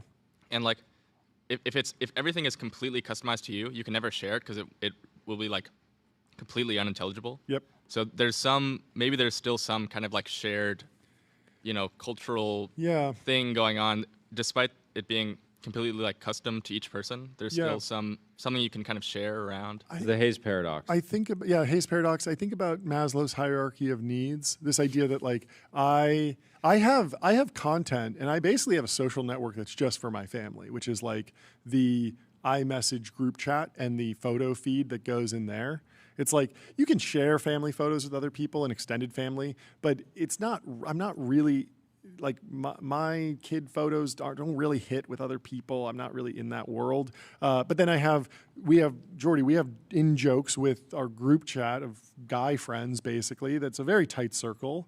And then we have larger group chats that are maybe a couple hundred people. There's Dunbar's number, 150 people. Then there's the TBPN community and everyone on X. And then there's when we get something that really hits, it goes viral. And so there's like these layers of abstraction that you can operate on that I don't know, they keep some sort of semblance of relevance. And then I don't know if there's anything that only I find interesting. Maybe that is the true Hayes paradox. Maybe we're going into a world of more Hayes paradox content. Yeah, the concept. Everyone else is like, obviously, we're joking around a little bit here, but I propose the Hayes paradox, which is the more funny you find something as an individual, the less likely that the masses will find it funny. So it's inversely correlated, which is when you maybe have a funny idea for the post for a post that's cracking you up. Yep. And no one else. Because it's too niche. We saw this. It requires too many niche references. Yep.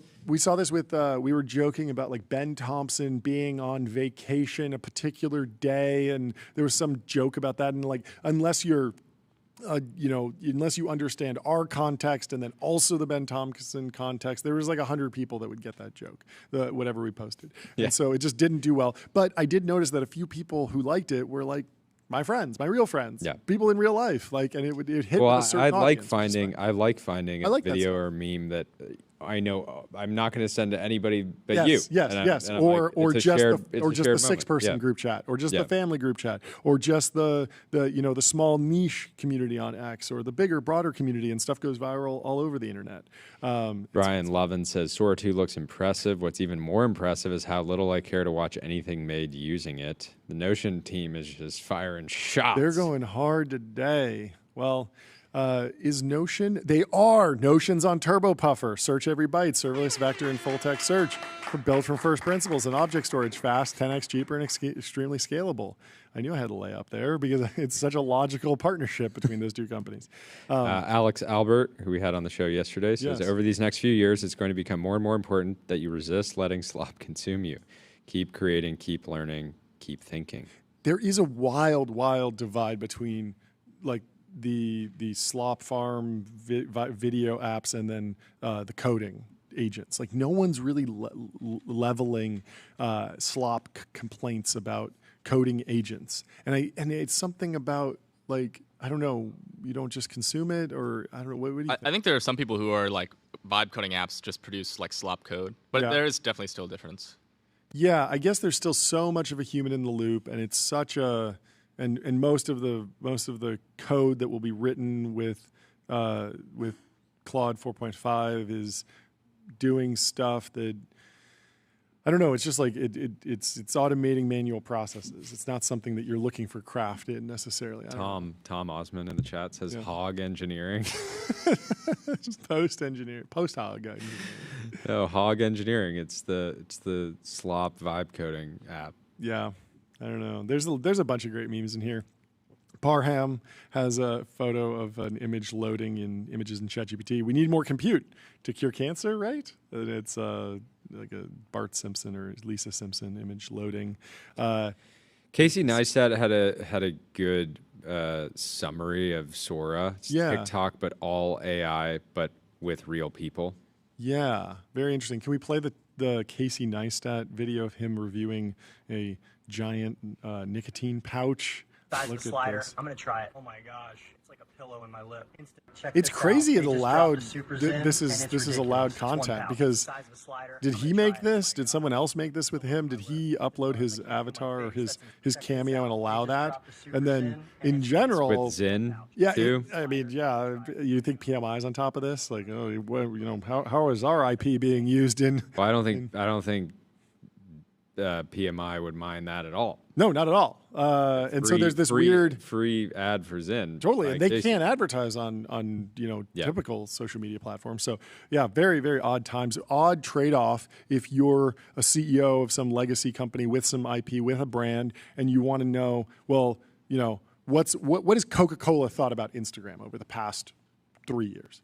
Been like, how do we get Coca-Cola in every Instagram influencer's mailbox? Like we need to be on that platform. What's our strategy? We need to buy ads. We need to be our own doing hashtag. influencers. We need to get a private plane, put all the Coca-Cola influencers on a plane and have them post about it, right? Like we talked with Emily Sundberg about this. Like the name of the game has been like, get your brand on Instagram.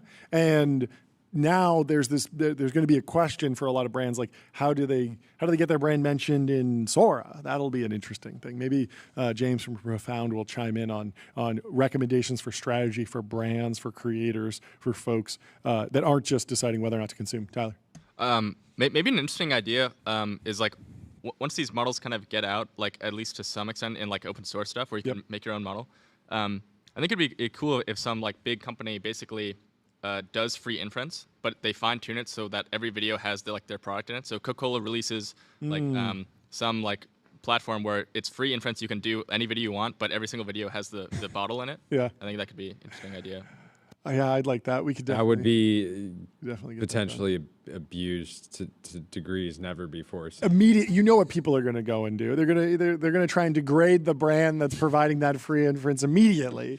Like 4chan would go It's like when 4chan tried to send Justin Bieber to North Korea. It's the best. Like the internet is creative beyond all imagination, which is maybe the bull case here. I don't know. Zeke says, not even excited about the new Claude or OpenAI stuff today. Kind of lost its hype. Wow, benchmarks are 2% better. Wow, Shopify can now be used to show products. Who cares, man? Where is the cool stuff? We hit AGI months ago, and nothing functionally has changed since. Wow, we hit major AGI months ago. And that's what I was saying. You show an a major advancement in the technology, innovative stuff at the product level, and people are sad about it. Yeah, very odd. Well, people aren't sad about linear because linear is a purpose-built tool for planning and building products. Meet the system for modern software development, streamline issues, projects, and product roadmaps, and start building. The anti-slop. Geiger Capital says, I've seen enough reacting to Sora 2. I am raising my probability that the entire AI bubble is going to produce nothing but Facebook slop and TV commercials to 20%. That's crazy because of coding and knowledge retrieval. I don't know that produce nothing but is kind of crazy because like people are going to be doing deep research. Anthropic comes out of the last week and a half looking great. Yeah, the race is on. They apparently Anthropic had an image model and they decided not to ship it because of concerns. It was also weird. Someone in the chat yesterday was asking about why didn't we press Anthropic on the hunger strike person? I still need to dig into that story because I don't understand how they picked Anthropic. It's like of all the labs, Anthropic seems like definitely like the most cautious. You haven't studied the lab. Am I crazy? I gotta interview this person because I gotta know how'd you pick that one when we have Annie over here and Sora over there and Vibes over there and VO3. Like the moving fast, memes are not the strongest in Anthropic. They're very carefully how do we write better code? How do we write better code? I don't know. What do you think? You think it's reasonable to go protest outside of Anthropic? No, it kind of doesn't make any sense. But maybe the reasoning is maybe they think Anthropic is the most AGI-pilled company. At which point, then you should be protesting them, right? If other companies are going into consumer and doing AI video, it's they'll probably. Do you mean most AGI pilled or most AGI likely? Like if there's a AGI breakthrough, it will come from Anthropic because I think both. Yeah. Okay. Yeah. It doesn't. Yeah, it is very strange considering how safe. It does seem like they're the least reckless of all the labs. Yeah, definitely. I mean, I don't know. They had that book settlement, so RIP to the authors, but they got paid, so good news for the authors. Sign in with chat. This is an interesting underrated feature that OpenAI kind of shipped. So when you download the Sora app, you're prompted to log in with ChatGPT. You get portable identity for all of AI.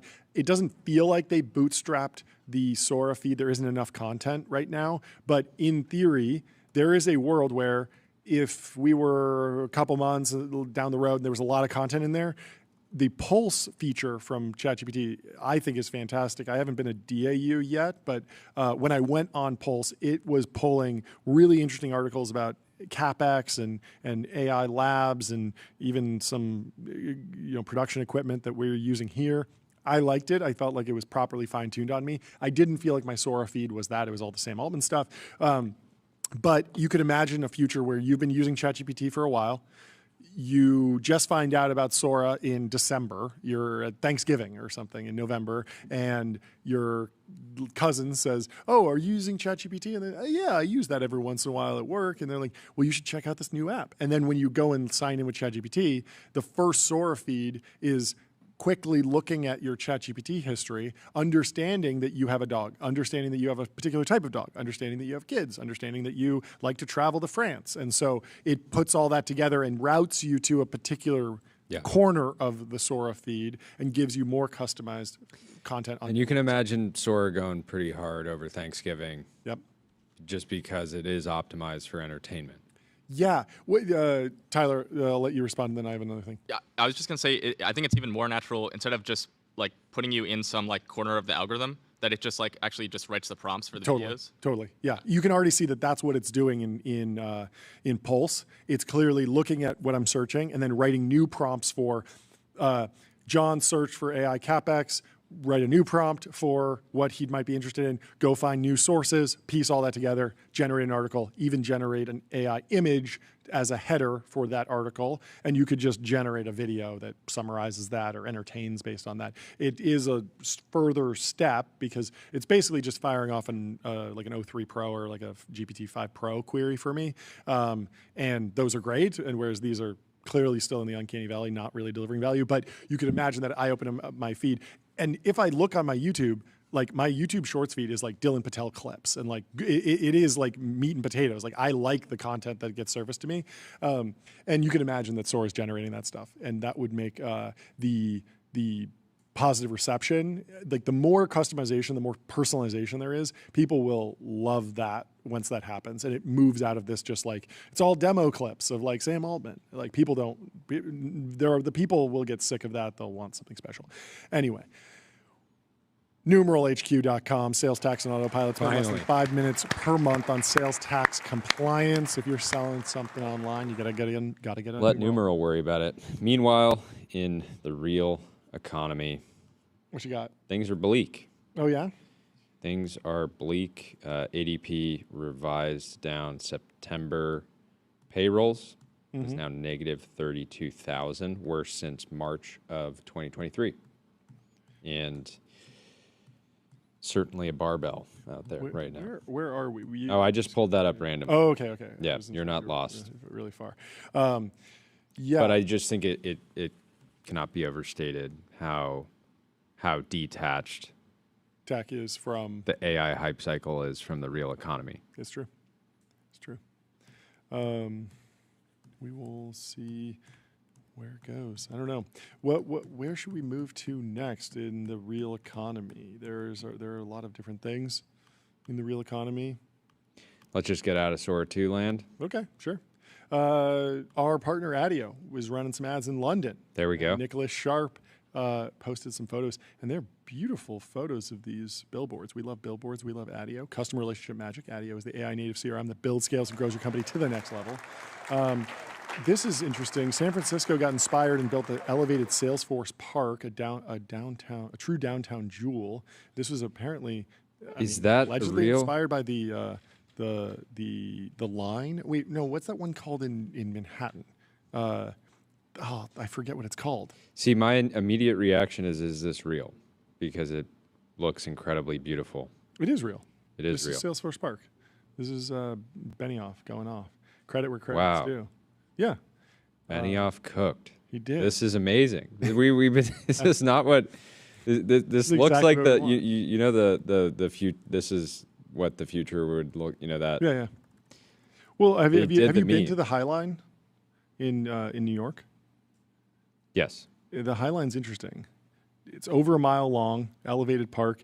Former rail train went on it, and they decided to. It was a former New York Central Railroad on the west side. Brought in some people, built it, and now it's just a place where people walk around. It's a lot of fun. Some sort of nonprofit. In 1999, Friends of the High Line advocated for preservation and reuse as a public space or an elevated park or greenway.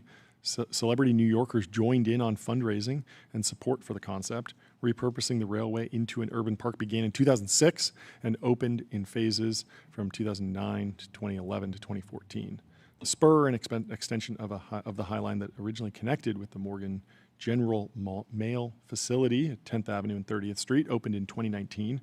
The Moynihan connector, extending east from the spur, opened in 2023, so they're still building stuff out there. Finally, a white pill on today's show. We can still build beautiful things. We can. Get out there and build. It looks like the world if meme. Yes. In other news, Brett Adcock is assembling a capital formation team. What does this mean? My companies have raised $4 billion in the last 5 years, and now it's time to re-accelerate. Brett Adcock is the founder of Archer Aviation, correct? And Figure Robotics. Yes. And this team will raise tens of billions to bring sci-fi into the present, reporting directly to him. DM's open, no remote candidates. It's in San Jose, California. So if you want to go allocate some capital, hell, head over to his raise capital. I don't know if you're going to be allocating. Lomez, should we go back to Sora? No, we got to get out of Sora land. You're done with it. I'm sick of it. You're done with it. Let's get into, so Dylan Patel went on fantastic episode. Invest Like the Best. Highly recommend it. He really gave breaks takes on down OpenAI, Anthropic, AMD, XAI, Oracle, Meta, and Google. On OpenAI, Dylan said, super awesome. On Anthropic, he said, I'm actually more optimistic on Anthropic than I am OpenAI. The revenue is accelerating way faster because of what they're focused on is more relevant to that $2 trillion software market versus OpenAI's split between software, AI for science, AI for consumer. They're also doing hardware, et cetera, et cetera. Anthropic is definitely executing on the software side better. AMD, I love them, but they're pretty mid. Dylan's the best. XAI, they're in real danger of not being able to raise capital. Again, XAI had to come out and say we have plenty of demand. Yep. If you have to say that to a journalist that's digging, probably probably something to the story. Of course, everyone's going to give Elon capital, but the scale of capital required for him to keep up, he can get the next bet. XAI can get to the next stage of compute. They won't have more compute than OpenAI. They don't have more compute than any individual company, Google, Meta, et cetera, but they will have the biggest individual data center. They'll have a very focused team, and what they do with that, they have to do something really big. Otherwise, they will fall behind in the race, and Elon will not let that happen.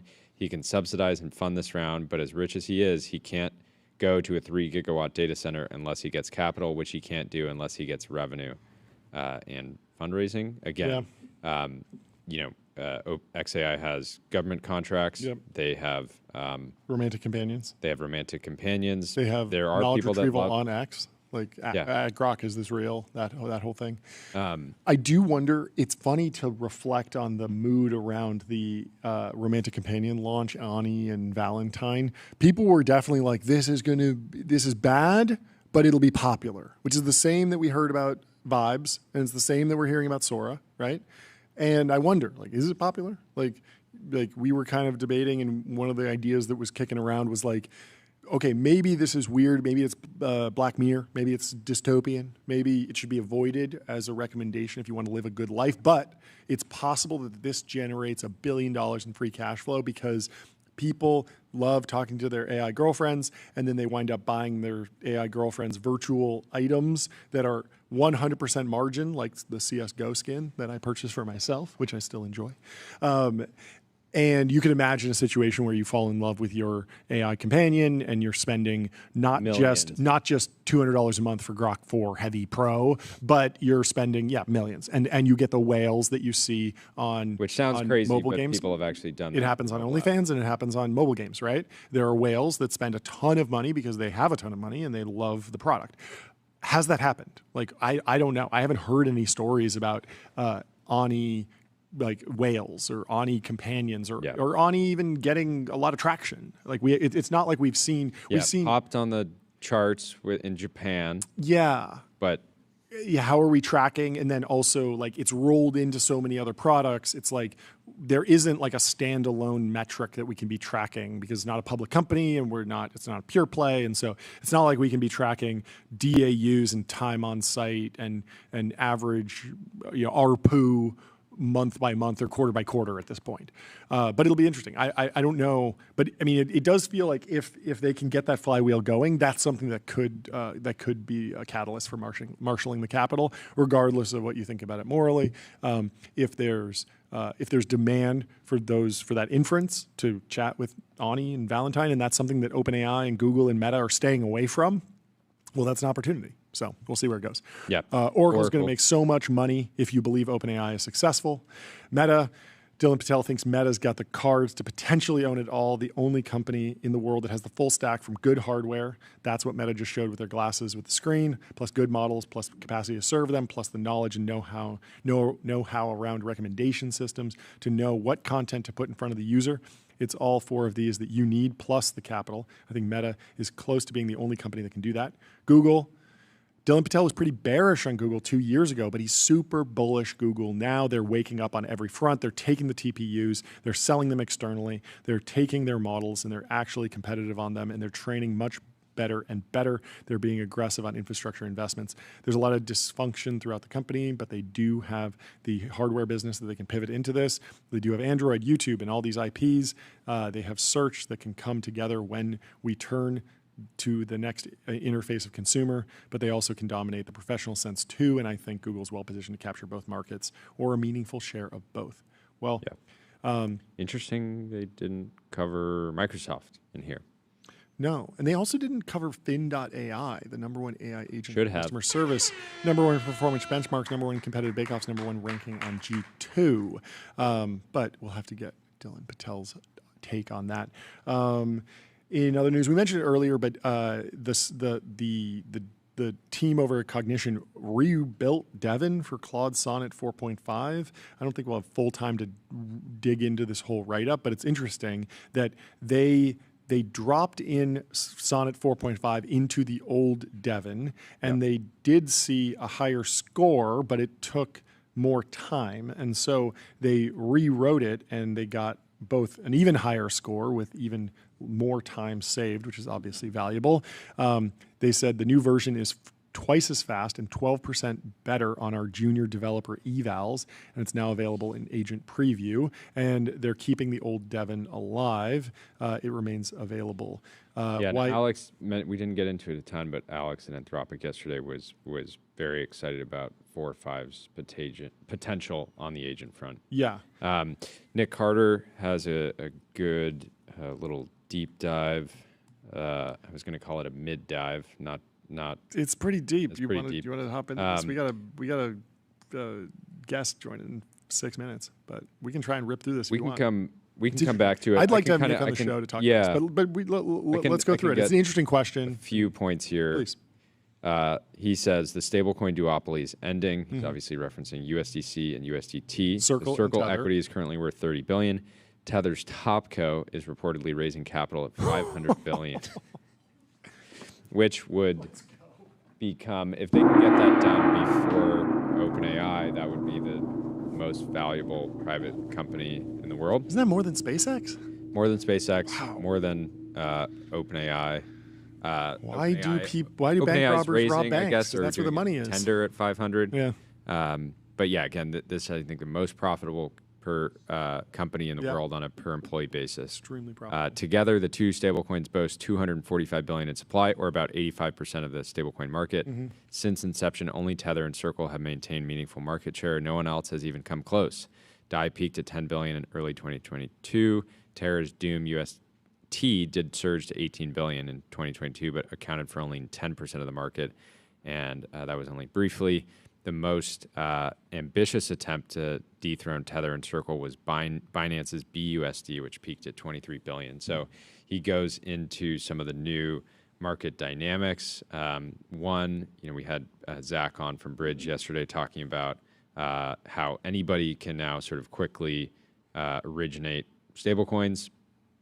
So expect to see a lot more banks do this. They're not going to just give up the yield that they currently get from dollars. So yeah, I'm interested to see what the legacy banks do, credit unions, et cetera, how quickly they'll move here, because they're certainly all paying attention.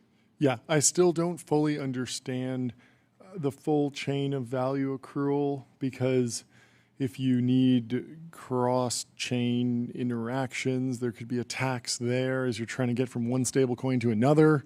Why is this market not monopolistic? Why hasn't one just run away with it in the way that Bitcoin has with that digital gold narrative? Why are we seeing a proliferation of stable coins? It is an interesting topic to dig into.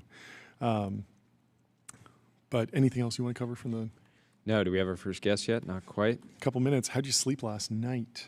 I got a new phone. I wasn't logged into my 8 Sleep app. I should have been, because I got a 98. 98, what? baby. And 79. Last night I got an barely 87. 6 hours. So I still beat you. Play my song, Jordy Hayes. There you go. Let's go. Thanks.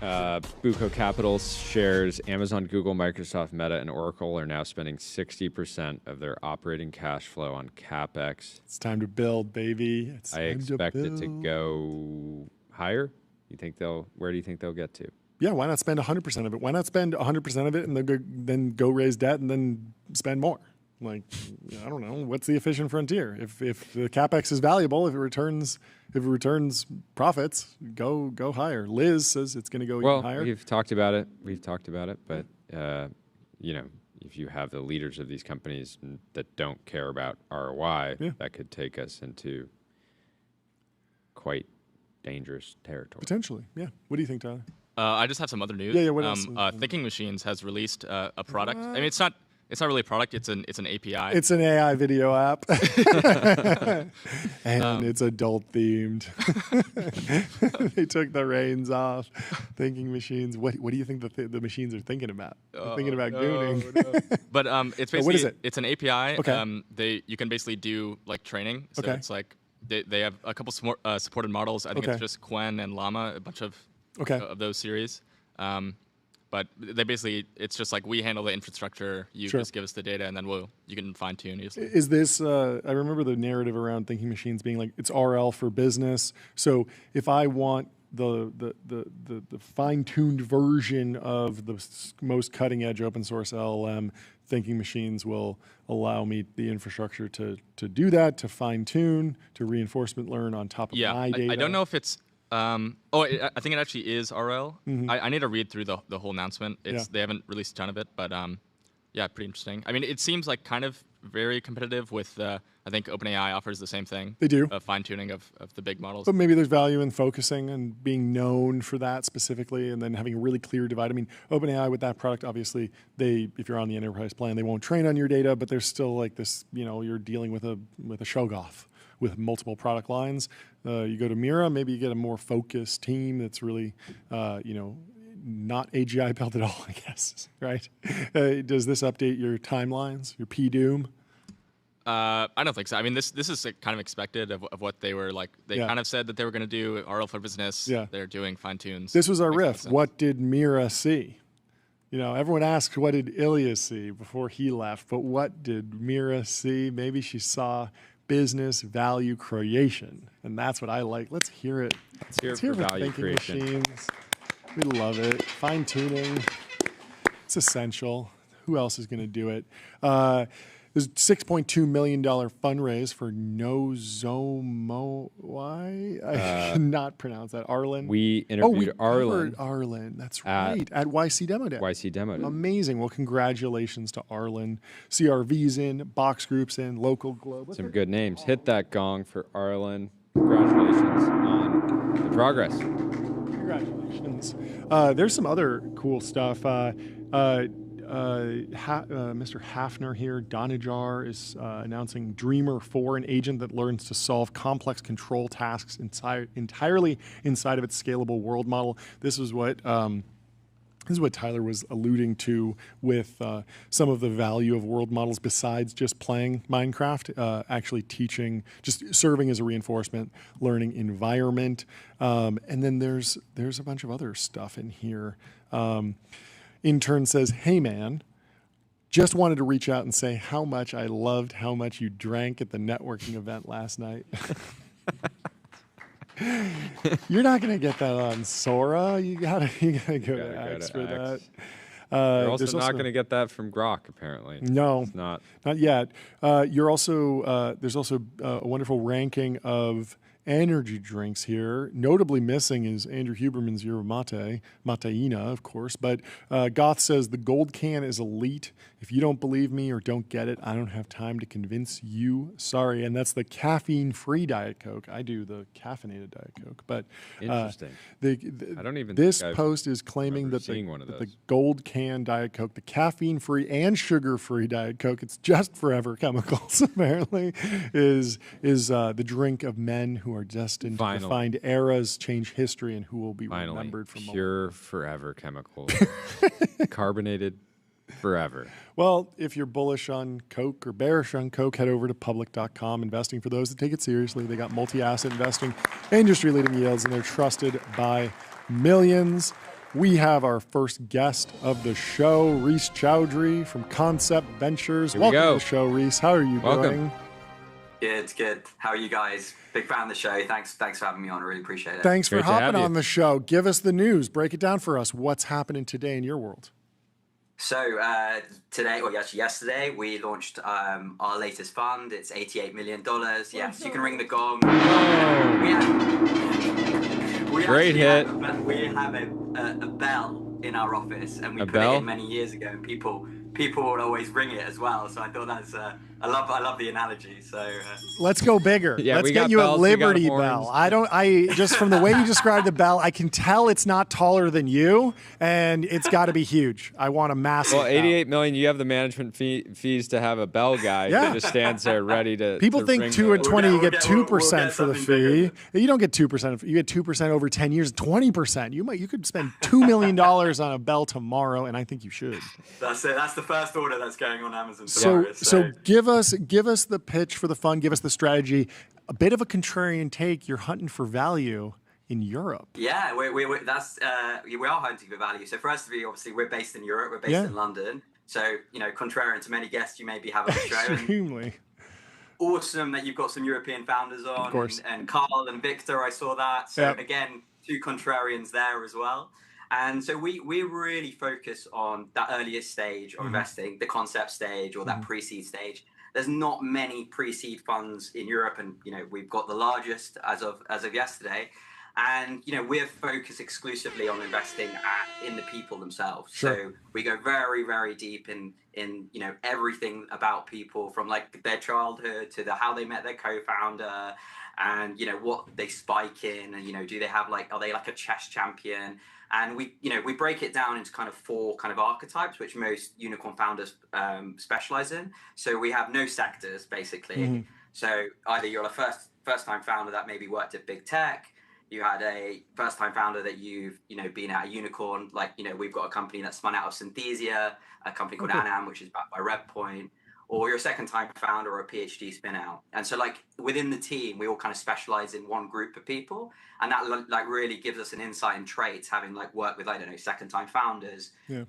Are they learning all their lessons before? So we often take these very contrarian bets in really rogue sectors, from high-frequency trading to robotics to commodities marketplaces. And let's give it up for high-frequency trading. It's question for you. How does having less competition at pre-seed, obviously every stage is hyper-competitive now, at least in the U.S. Basically, every pre-seed allocator that we know is moving up the stack in the U.S. At least that's what I can tell. It feels like I'm hearing that from so many American pre-seed investors who are like, well, people are moving down the stack too. 15 years ago, it was super uncompetitive. I was the only one I do explain what a pre-seed firm was. Yeah, now I'm doing Series Bs. Well, it's also, even if you're still doing pre-seed, you oftentimes have a pre-seed lead. If you really want to lead a pre-seed round, which maybe call it a 500K check, you often have to make a decision in 24 hours. You need to move quick. You need to move oftentimes faster than you might be comfortable. And so having a little less competition at that stage, I don't know, does that change your process at all? Do you have more time to get to know founders, or are you still feeling that urgency? Yeah, look, I think in Europe we're traditionally maybe a little bit more conservative than the US, and we love when we started Concept, everyone was like, you're crazy. Literally, you're crazy for doing this, because you really needed a market or a product, or and in Europe, traditionally we all come from outside. We're not insiders to VC at all. We haven't come from those top names. All the team are not from that background. And I think that gives us a real edge in kind of evaluating, but also taking that risk. And I think what we see, if there's no product or markets typically to go after, the underwriting process is actually a lot quicker, because you're literally evaluating people. So typically our process takes we call it 5-hour energy, because it's 5 hours of founders' time. And, we go through our process and we're looking for very specific traits and things in those individuals. And when we get that, we're happy to lead. We lead 90% of our rounds. We don't care what other people do. You know, we don't care about FOMO. You know, it's a very kind of set deal. Typically, we're investing $1 million at kind of the start, and you know, we don't need everybody else to kind of make that decision. And I think, you know, generally Europe needs more of that. I mean, you had Matty on the show. Yeah. You know, obviously that was our first investment out of the last fund. Oh, let's go. You know, that's amazing. What a banger. Jordy, you got a question? Yeah, just every if you're getting a fund off the ground, just back one founder. Yeah, just like do 10 Matty more of at the those. pre-seed. At least, you know, one time a fund, you'll probably be in a pretty good spot. Yeah. What's your LP base look like for the new fund? Are we like, you know, what's the mix? European? Do they lean more Gulf, Italian supercar owners or British supercar owners? No, we're only allowed to talk about golf now, given the last, you know, obviously Europe's won something, so we've got to focus on that. Yeah. But no, to answer your question, we've actually got most of the institutions we've onboarded in this fund. I think 80% of them are US. Actually. Okay, interesting. Let's go. Keep it in the family. Yes, thank you for working for our allocators. Secret American over there doing work for us. Okay, Thank question. You for supporting lightning our round question. Please, please. I want to hear about sourcing. You have 3 places where you can go to source the next great pre-seed founder. You can go to a Cambridge Student Union meetup. Meet young new grads. You could go to a pub outside of DeepMind after they just failed a training run. You can try and poach someone from there, or you can go to Monaco during F1. Which one are you picking and why? I'm taking the DeepMind the one pub. Every day. Hang out at the bar. Get the disgruntled DeepMind. Oh, the training run just failed. I want to start a company. I got to get out of this bureaucracy. Yeah, I think I take that. In the last fund, I think we invested in 3 ex-Palantir people. So we love a good forward deployed engineer, and so I think that's something. You know, we think that talent generally gravitates to places that have amazing cultures, and we spend a lot of time looking in the cultures of those companies, particularly in Europe. And I think you've had this one wave of, you know, the UiPaths, the Spotifys, you're at the Klarna IPO, obviously. And that was kind of like one wave which has happened and, like, you know, gone public. And now you're having this new wave. You've got Carl and Victor on the show. You obviously got Matty, and there's others like, you know, Granola in London. And I think these are like, people are just going bigger, right? They're just thinking bigger because they're learning more from these kind of repeat successes. And that's coming from all parts of the ecosystem. If you're working in a company, out of a company, you're seeing these success stories. And I think there's a lot more to come personally. But having, you know, boots on the ground and that partnership with our American LPs, I find that, you know, typically the American firms eventually get in, right? Like every IPO, every exit, you'll see, you know, you win in the end. Talking to at the start, they're not always comfortable in making that bet. So I think that's where we can play a role of, like, kind of making that conviction early and, you know, going forward. Fantastic. I'm super bullish on Congratulations. You in the fund. If I was an American multi-stage VC, I'd be trying to take down a good piece of the fund. And I'm super excited to see companies you back. Thanks so much for hopping on the show. Thanks for having us, guys. Cheers, Reece. Congrats. Bye. Cheers. I want to pull up this post by Sherwood. Sherwood says, may I suggest a different tagline? You can feel the diff. Posting an image of a graphite billboard. Graphite's, of course, a sponsor on this show. And the billboard is, like, not even using all the billboard space. It's so over, minus, and then plus is we're so back. It's clean, though. It got 5,000 likes. And this is the interesting long tail of less flashy out-of-home ads that wind up still going viral. That's the benefit. That's why you got to get on adquick.com. Out-of-home advertising made easy and measurable. Say goodbye to the headaches of out-of-home advertising. Only AdQuick combines technology, out-of-home expertise, and data to enable efficient, seamless ad buying across the globe. Do we have our next guest already? We have our next guest. You can see him right there on the big board. There we go. Welcome to the show. Welcome to the show. How are you doing, Jim? Good to meet you. Hello, John. Hello, Jordy. Doing very well over here. How about yourselves? We're doing fantastically today. Bit of crazy day with Sora 2 taking over the news. So we spent a lot of time talking about that. But what's new in your world? Yeah. Well, we raised a Series B, which is, of course, the big news in our world over here. And how much? How much? Yeah, so we raised a bit north of $50 million to build new AI agents for AI factories. AI agents for AI factories. Let's go. We've been waiting for this. What does that mean? Yes, Jensen says AI factory is a token factory. It's just a data center. Or do you mean AI factory as there's robots walking around making iPhone cases or something like that? Yeah, no, we mean it in the Jensen sense, right? So purpose-built, mega-scale data centers that exist to convert electricity into tokens, right? They exist to generate intelligence. That's what we mean. So concretely, we make AI agents that are capable of autonomously operating and optimizing physical mission-critical infrastructure. What are the top things that kind of break when you're running a large data center that normally a human has to step into? Normally it's time consuming. Now they're leveraging an AI agent to maybe just work while they sleep or kick off a problem solution so they can have the agent go and work and solve some of the problem for them. What are some examples of like problems that you're solving concretely? Yeah. So you have to pardon me if I get a little bit nerdy. I'm a mechanical engineer by training. Go to town. Right? So, get nerdier. Go to town.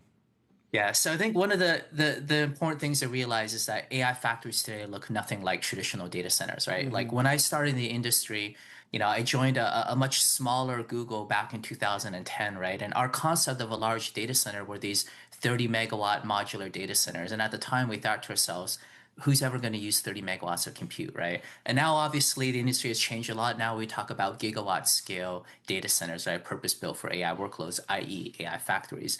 The most important thing to realize about AI factories is that they're orders of magnitude more complex. There's a lot of stuff in there to orchestrate, a lot of pumps, a lot of chillers, a lot of liquid cooling CDUs, right? And they have very nonlinear interactions with each other. So what our AI agents do is they have a global view of everything that's happening across the AI factory. They can absorb tens of thousands, hundreds of thousands of sensor trends in real time, and they act like a general on the battlefield, right? They're issuing AI-generated command signals that are sent to the local control system for automatic implementation execution, right? So it's really what we would call AI-enabled supervisory control, right, for these very large AI factories.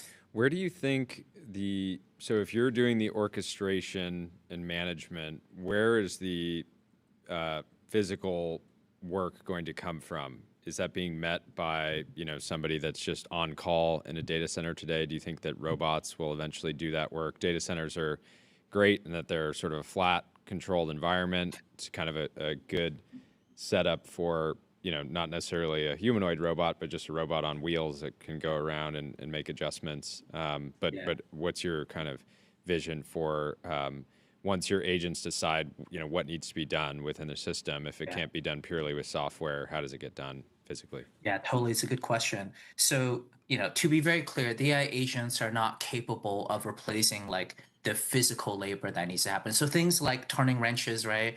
Taking a chiller offline, cleaning it, that's stuff that you need humans for today, right? Maybe eventually we'll see robots, right, taking care of that sort of stuff. But what we do is more of the software level orchestration of all the equipment, especially the mechanical cooling systems, right, that happen in these large AI factories. But I think one of the important things to also recognize is that the industry is growing so rapidly right now that there is just a massive shortage of skilled labor, expertise in the industry, right? Jensen talks about how like electricians and plumbers are going to be two of the hottest trades moving forward because of the scale of the AI factory build out. In the industry that I come from, you see a lot of folks with white hair and you don't see a lot of folks our age in the industry, right? So there is a massive shortage. A lot of people are retiring. They're taking knowledge with them. Our hope is that these AI agents, in addition to providing optimal functionality of these AI factories, can also augment the labor force, right? We communicate our AI agents as virtual plant operators, right? They're virtual members of the operations staff. You can't see them or hear them, but just like me, they're permanently working from home, right? And doing a lot of stuff in the background. Can you explain to me what the software stack looks like for all the different pieces of a data center. Like we've talked to a lot of folks who are building software for traditional manufacturing, and they talk about Siemens has a control system that has some sort of archaic API, and then they write a wrapper for that API, and then they can create a dashboard, or they might be able to trigger some things on that. Does a chiller have an API that can be accessed over Ethernet or something? Like, how do all these systems tie together? How open is it? Like, whenever you're building an AI agent, people will comp you to like Cursor, but Cursor is a fork of VS Code, open source software, and then all the code is stored in GitHub, very easy to scrape in and download and work on. I imagine some of these tools are either closed source because that's part of the business strategy of that, industrial company, or they're just so old that they haven't gotten around to actually writing an API. So walk me through all that. Yeah, it's a great question. So, frankly, the data center industry hasn't seen a lot of innovation in a really long time, right? Yeah. Until NVIDIA came out with, the latest generation of chips, and now all of a sudden, right, there's real innovation, real creativity in the data center industry again. Before, it's really just copy and pasting the same old stuff over and over again, right? A large part of that is the closed ecosystem effect that you were just describing, right? If you look at what the traditional incumbents are doing, like the Siemens, the Schneider Electrics, whatever, right?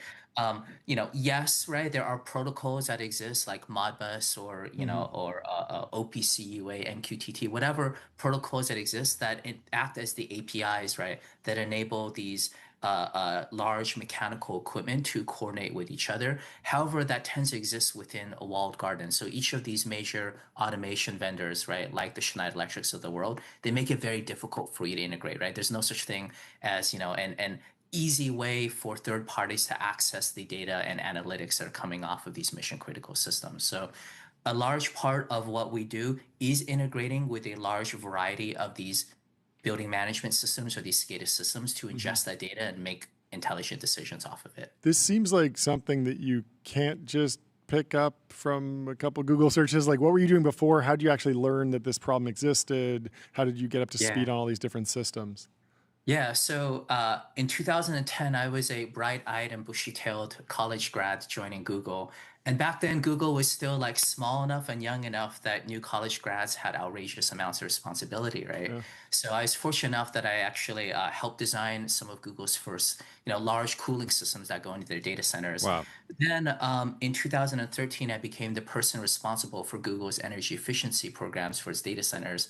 The primary metric is PUE, or power usage effectiveness. Yeah. Even back then, like, Google was already consuming billions of dollars a year in electricity, so it is in our incentive to optimize the energy costs, right? And that's grown by orders of magnitude since. Then in 2016, something called AlphaGo happened. If you remember, that's kind of what made DeepMind famous. My co-founder Veda was one of the AlphaGo engineers. No way. I saw what happened, and I thought to myself, if we can create AI agents that beat the smartest, most intelligent humans at complex games like Go, then surely we can teach these same AI agents to play other games like let's reduce the energy consumption of Google's data centers. Power management. So I reached out to a guy named Mustafa Suleiman, who was the co-founder of DeepMind. Just a guy. Let's go. Just a guy. Chat is loving you, by the way. Yeah, they said this guy's cracked. This guy rips. Everybody loves you. Thank you for joining the stream. Everyone's almost going like crazy. Your entire life was leading up to this moment. Overnight success. So it was just a cold email. I was totally not expecting anything of it. But I pitched this idea of, like, what if we take DeepMind's reinforcement learning agents and use them to control big ass infrastructure like Google's data centers? So we did it. It worked. It worked surprisingly well. I actually ended up joining DeepMind for 3 years. I led a business vertical called DeepMind Energy, right? We applied reinforcement learning for all sorts of things like commercial building, HVAC. Then my co-founders and I realized reinforcement learning is actually really good at industrial scale control and optimization. So we started Phaidra. Well, congratulations. What a run. Very excited for you, and glad to see you have a nice Series B to go. I got a work. feeling you'll be back on the show for Very C in not too long. So congrats on all the progress. I hope great, so. Great to meet you. Have a great rest of your day. Thank you very much. Have an awesome day, you guys. We'll talk to you soon. Well, if you want to optimize your wrist, head over to getbezel.com. Your bezel concierge is available now to source you any watch on the planet. Seriously, any watch. We have our next guest from Moonlake in the TBPN Ultra Dome. Coming in from the Restream waiting room. Welcome to the show. How are you doing? Welcome to the stream. Hey, what's up? Thanks for having me. Not too much. Welcome. We got to be fast about this because I want reactions to all the stuff that's happening in the timeline. But kick us off with an introduction on yourself and the company. Yeah, I'm Fan Inside. I tend to go by Sun. I'm the founder and CEO of Moonlake AI. We're really spun out of Stanford AI Lab. Around 6 months ago, we started this company really to build AI that can generate real-time interactive content, think simulations and games. Yep. So, yeah, I mean, what are your reactions to Sora 2, Vibes? There's all these different paths that people are testing. Is it a tool? Then there's also this interesting take about maybe we won't even be consuming it's all reinforcement learning data for robotics. Like, how are you viewing the market play out just in AI-generated content, video, virtual worlds, all of that? Yeah, I think it's very apparent that there's a lot of people going to this space, and it's really just because the potential is unbounded, right? Being able to model the world, let alone any other virtual reality, is going to be the next biggest wave in AI, no doubt. Now, what we're doing is actually very different. Yeah, I was going to ask. Video. A lot of people playing an image in video. We haven't gotten a lot of pitches around creating sort of these interactive media, something more like you could imagine a mobile game built on Moonlake. Am I going in the right direction, or? Totally. Yeah, you can imagine games being built, simulations, and really the main difference when it comes to simulations and games compared to videos or images is the interactivity, right? User outcomes change the trajectory of the world or the game or the environment that you're acting in. And that's what really differentiates us from videos or image generation companies. How do you think about worlds. How do you think about tool use with ChatGPT, just the knowledge retrieval app? We went from GPT 3.5, it was okay. GPT 4 was great. Then we added tool use, and there was a moment when it was like, just keep scaling it up, and it'll learn the answer to every math equation. And then the engineers at OpenAI just realized, like, wait, let's just teach it Python, and it'll just do the math in Python, and then you'll get the right answer, and you don't need to memorize everything into the weights of the actual underlying model. And when I see these virtual worlds, these generated worlds, I feel like we are in the GPT-3 moment, and we haven't yet given them a database to store your inventory, or given them the ability to, even a notepad, to write down what happened in Act 1 of the game. How do you think tool use comes into these generative worlds, and will it track with what's happened in the ChatGPT app? I think tool use is exactly the right paradigm that we should go about thinking about creating virtual worlds. Computer graphics has been around for decades, if not like hundreds of years, right? And we have the tools that enable us to create the highest fidelity virtual worlds already, right? Look at all the movies, look at GTA, right? It's just that these things are hugely expensive and manual to create today. Like GTA costs $2 billion to develop, right? So really what we believe is that we should use reasoning models to reason about the representation, the tools to use, the models to use, and consolidate all these things into a platform that allows anybody to be able to vibe code their interactive worlds, right? These are the things that are historically just barred by just complicated tools and domain expertise, but it doesn't have to be that way. Do you think how do you feel the legacy game studios have been reacting to the opportunity in generative AI so far? Have they been? Yeah, like have they been? I don't follow gaming super closely, but for example, like the EA take private, you could imagine they start huge opportunity for sure. They have a lot of IP. They could, if they're private, they could have the potential to take a longer term view on AI and try to reinvent themselves. But I'm curious how you view it. Yeah, no, all the studios that we talked to are stoked about it, right? So we were actually talking to a team that owns F1, and they were talking to us about the possibility of being able to create like racing games that ghost races with F1 cars in real time, right? And I think the way we should be thinking about this is that what we're building at Moonlake allows things like so many more things to be built, or things that are historically cut or just made impossible due to the time and resource that it entails to create these things, right? And so really all the studios and folks that we work with on the gaming side are stoked about what we're building, and a lot of them are, looking to collaborate with us. What's most rate limiting to you right now? Is there enough data out there? Is there enough compute out there? Is it just, do you need to, just go and have really smart scientists think and come up with an entirely new, technical paper and algorithmic innovation? Like, what is on your critical path?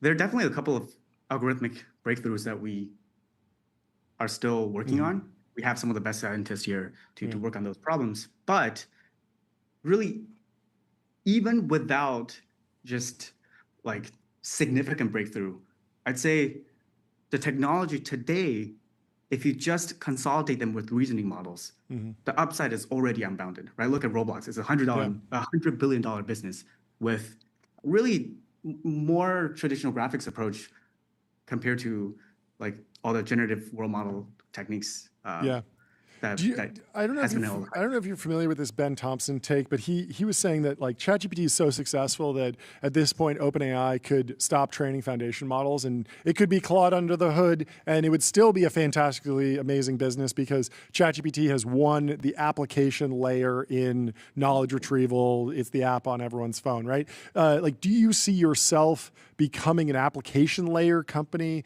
staying in a foundation model layer company, like doing some sort of blend? Like, how do you see your business developing? Yeah, we are actually an applicational company. So we are going to build products that allows anybody to be able to create interactive experiences. Yeah. Right. The way we go about thinking about, whether we're product or model company is really that product is first principle. Yep. But a lot of the times, given what we're building is at the frontier, we need to do a little bit of research and some model training in order to power the best product experience. Yep. So the analogy that I like to make is Cursor, right? Cursor didn't start off training their own foundation model, but they had their tab completion model. They had these smaller modules that come together to form an amazing product that people love, right? Yep. And that's what we're doing. How crazy is the inference cost right now? It feels like Sam Altman's setting the GPUs on fire with Sora 2. Obviously, per token inference cost is declining by 1,000x every couple of years or something like that. But for all the demos that I've seen in world generation, they've all been somewhat limited. It hasn't gone super viral. I haven't seen, there's 100 million DAUs on Genie 3. It's like Genie 3 isn't even available. And so how GPU constrained, how crazy is it to actually go and release one of these things into the wild? Like, and what's the path for, actually bringing down the cost of inference here? Yeah. So I would say inference is definitely something that we think a lot about, and compute is definitely something that we use a lot for. So if you're a GPU vendor, I like to talk. Okay. But I would say our unique approach of using code to represent the world provides persistency, and it consolidates all the tools such that we can use servers, client-side compute to calculate next state of the world. Okay. Right. And that actually allows us to not have to spend an insane amount of compute on just generating the next frame of the world. And that's because of our unique approach of combining cogeneration models and diffusion models. Right. The way we're building this product is using a representation or a hybrid representation that allows models to choose what representation to use to represent this particular problem in this particular environment. And that actually allows us to be very computationally efficient compared to existing world model companies or video generation companies. Yeah. There's been a ton of pushback against AI video generation. Like the reaction to Meta Vibes on X, at least, was very negative. People were pretty amazed by Sora 2, the model, but then there's been a lot of negative takes about Sora, the app. How do you think this will be received once we have a Vibes or general availability, just an app that anyone can download and start using really early? Do you think people will be more optimistic about it? Do you think there'll still be this pushback and then you have to get through it somehow? How are you thinking about it? My view is the viscerally negative reaction that I have to a Slop AI video is because of like the character inconsistencies and like something about it just feels like very wrong to look at. Whereas with Moonlake, I imagine you can create this like, if you generate a consistent world that's interactive and it's beautiful, something like being in a Mid-Journey prompt, that I think would be, it's about the experience the user has when they actually are playing around with it. Yeah. And like today, Sora can be entertaining, but still you can have a negative reaction to it. Yeah. Whereas I can see this done correctly. Yeah, how do you think people will react to when this technology broadly, probably from you, hopefully, becomes general availability to the point where yes, I like it, bet on yourself, to the point where it's just an app, anyone can download it, and like we're seeing millions of people on board. What do you think the reaction will be? Oh, I think people will love it, right? Because what we're doing is not like we're generating the content that people consume. We're just putting great tools into people's hands and allowing them create and craft the experience and worlds that they desire, right? And we're just making it 10x easier, 10x faster, 10x more accessible. Take us through the round, and I also want to hear about the uses, but give us the numbers. What'd you raise? Also, is this your first company? It is. Nice, $28 million seed round. You're in the big leagues. Straight to the big leagues. Congratulations. Who did the round? How much was it? Yeah, so we raised 28 million from Personal Ventures, AX Ventures, NVIDIA Ventures, and alongside 10 plus unicorn founders and angels, and some of the most influential AI researchers too. That's great. We're super grateful for the support. And I can't wait to see what people build on top of Moonlake and play around with it. And I'm sure we'll see you back on here soon. Thank you so much for joining, and congrats on Congratulations. Thank you for having me. Cheers. We'll talk to you soon. Up next, Wander. we have Find your happy place. Wander. Book a wander with inspiring views, hotel grade amenities, dreamy beds, top tier cleaning, and 24/7 concierge service. It's a vacation home, but better. One day you're gonna snap when I cut you off. I still think it's funny. I think some people are getting sick of it with the ad transitions, but we're having fun out here. It's good if we have some news. We have some news in the chat. People, they said the circle table is growing on them, and the horse in the background's growing on them. There we go. They say never make a change. Can we get a shot of the horse, please? Our beautiful horse cam. This massive horse. It. This I really have to stand next to the horse to get the scale. Well, we have Carl Pei from Nothing in the Restream waiting room. We'll bring him into the TBPN Ultra Dome. Let's now do it. And get the update on Excited Nothing. For this. Carl, how you doing? Wow. Long time no see. Look at this view. Looks fantastic. Long time no see. It's good to be back. It's great to have you. Welcome to the show. Give us the update. Give us the news. What's the latest in your world? Yeah, there's a lot happening over here. Last month, we just announced a $200 million Series C raise. Let's go. We're very excited about that. We got Henry on the drums. Thank you so much. Congratulations. What was the biggest catalyst for that? Is that just growth, adoption, churn? Is this the AI narrative? Like, what was the big catalyst? Yeah, I think it's just growth. Like last time I was on the show, I told you guys that we're approaching $1 billion in revenue just this year. Wow. In the last couple of years, we've been really focused on building the foundations because we all know, making hardware is pretty tough. There's so many things you got to get right. So we created this like smartphones. It's one of the most difficult products to make in hardware.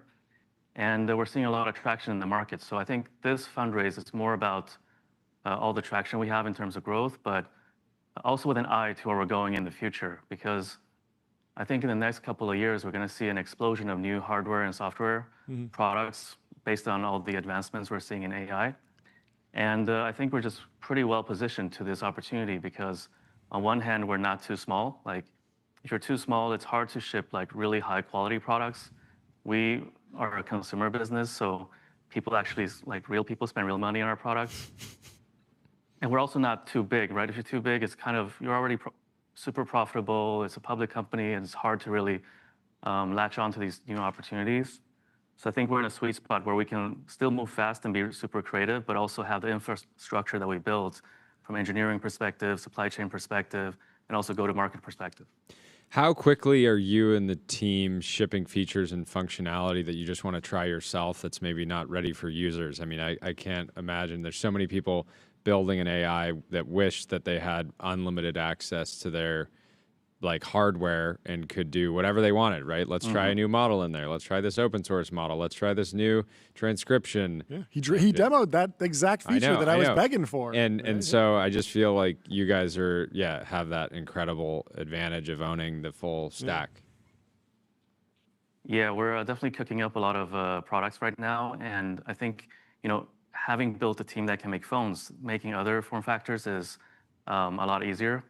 So we're going to be shipping our first AI devices starting next year. Let's go. But the other really exciting what can you give us? Give us Yeah. something. Form factor. Is it larger than a bread box? Is it bigger than a phone? Is it smaller than a phone?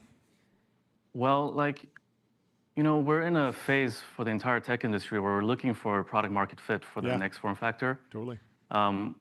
We don't think anybody's going to get it right on the first shot. So we're really gearing ourselves up to iterate quickly, take feedback quickly, and ship stuff with great taste. So I think that's the kind of winning strategy if you don't have products with pre-existing product market fit to build towards. We were at MetaConnect, I heard an interesting take from their head of hardware devices.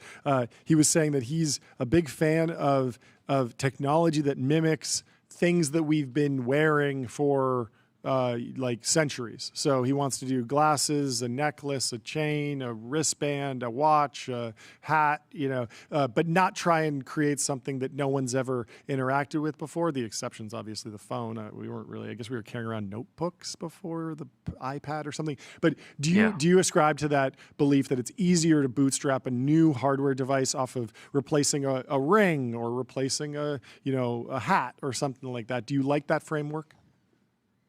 I do, because the product market fit risk and the kind of user education risks drops significantly. Yeah. But I think the real catalyst to these new devices gaining adoption is actually consumers finding value in them. And the reason why I believe they will find value in them is over the next couple of years, as people find that these new devices with these new sensors can capture more context on them, then the product will become more personalized and more capable for each individual. Is that just cameras and audio? I was laughing to myself about is smell-o-vision a prerequisite to AGI?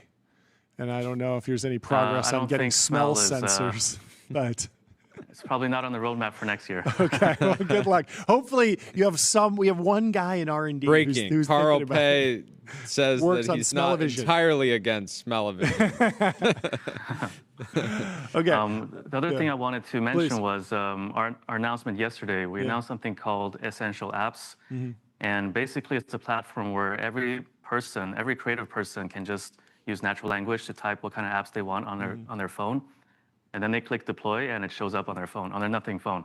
Wow. That's the kind of thing that how many people that are building vibe coding products wish that they had even the ability to do something like that without having to make it work within Apple's ecosystem. It's pretty, you guys have such an advantage in terms of experimentation. Yeah, that's the fun part about owning the full stack. And yesterday we just launched the alpha, so the capabilities are still quite limited, but we're already seeing, just after 24 hours, almost 10,000 people sign up for the waitlist. And it's not just like any waitlist, because you have to pitch your app idea for us to accept you into the waitlist. So I'm super excited to see what people build and deploy. If you were to build a humanoid robot, would you go with clear plastic so you could see the innards? And do you think that would be more dystopian or actually more like humans would be willing to embrace it because it's not pretending to be a human. I know exactly what it is, and I think would it get us away from like the uncanny valley of a humanoid robot that's trying to look like a human and has some sort of skin mask on it and looks kind of creepy, versus like if you're just seeing the guts, that's maybe better. What do you think? I think it needs to be even friendlier looking, because all this new technology is very exciting for us in the tech industry, but out in the real world, a lot of people are super scared of what's going to come. So it has to be disarming, has to look friendly. There has to be a warm feeling interacting with that technology. So it should probably look more like a toy or something. Did you see what DoorDash did this week with Dot? It's such a cute little robot. They absolutely crushed it. So I think that's the way to go. I love it. More friendly robots, more friendly, creative hardware devices. Very excited for everything you're doing. Thank you so much for stopping by the TBPN. Always great to get the update. And congratulations on the progress. Cheers. We'll talk to you soon. Have a good one. Up next, we have Shehzan from Lava coming into the studio with some exciting news. He's in the Restream waiting room. We will bring him in to the TBPN Ultradome right now. Let's do Play it. some sound cues. How you doing? What up? Good to see you. It's been too long. Great to catch up. Hey, John. Great to see you. Give us the latest news. I got to warm this mallet up. What you got for us? My camera's always pretty horrible when I'm on TBPN for some reason. Yeah, we'll get Ben and the production crew to give you the guide to your first TBPN. It's especially rough Carl Pay. Maybe a VHS camera setup wired in, so you're in 1980s mode. But you're too locked in. You're locked in. You know, it's okay. There's nothing wrong with a laptop call in. We love it.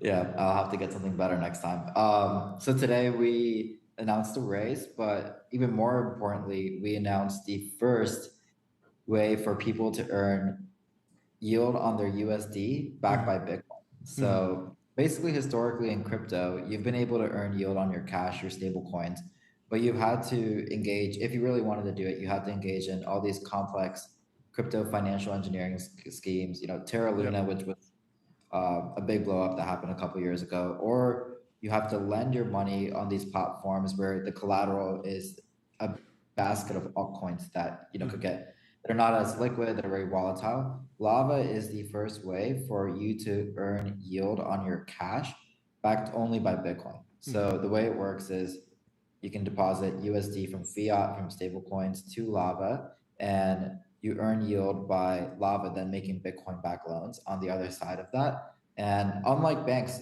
basically this is what banks do with your money, right? You give them cash, they make loans. Lava's loans are all over collateralized by Bitcoin. Bitcoin's the most liquid asset in the world. It trades 24/7. It's very safe. All loans can be instantly liquidated in the case of default, so that you as a lender are always protected and safe. Banks basically take 99.7% of the returns they get for themselves. Lava just gives that back to you. So that's why our yield is so high. It's double the next best savings account that you can get right now. And the nice thing about Lava is that it's available all around the world. So even if you're someone in Brazil, for example, you can use Lava, get cash, and earn 7.5% yield on it. Obviously, Lava has a lot of products for Bitcoiners, but this is mostly for people on the other side who have dollars and are not all exposed to Bitcoin, but want to earn a safe and high return on their dollars. What's pushback? Have you gotten any pushback from users yet? I think when people see yield that's higher than the Fed's funds rate, they're starting to get a little wary. You know, what are those? Intuitively, when I see 7.5%, I think 7.5% risk. I think 7.5% gain, but also 7.5% risk. I feel like risk and return should be directly correlated in a functioning system. But how do you think about it? Yeah, I mean, that's why I'm here. There's a lot of education that we need to do, and there will be a lot of trust that we'll need to build with users over time, right?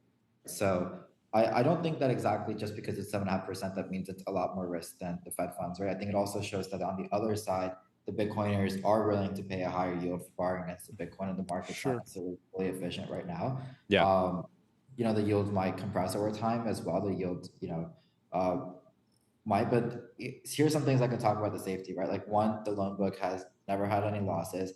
When you deposit your money into cash, there's some level of FDIC insurance, but if you get past that, then you're also just taking on the risk with the bank, right? The bank is making under collateralized loans. With Lava, you're making fully over collateralized loans, double collateralized, and because Bitcoin is so liquid, as a lender, that the Bitcoin can be sold at any time, so that the cash that you're lending, it will never go underwater. So there's a lot of things that we're also going to release over time that can help people feel way more comfortable with the safety. So on one side, we've had a lot of Bitcoiners that recently saw this product that are not all in on Bitcoin. They totally get it. Bitcoiners have been saying for a long time that the best risk-adjusted rate of return you should be able to get on your cash is by lending it against Bitcoin.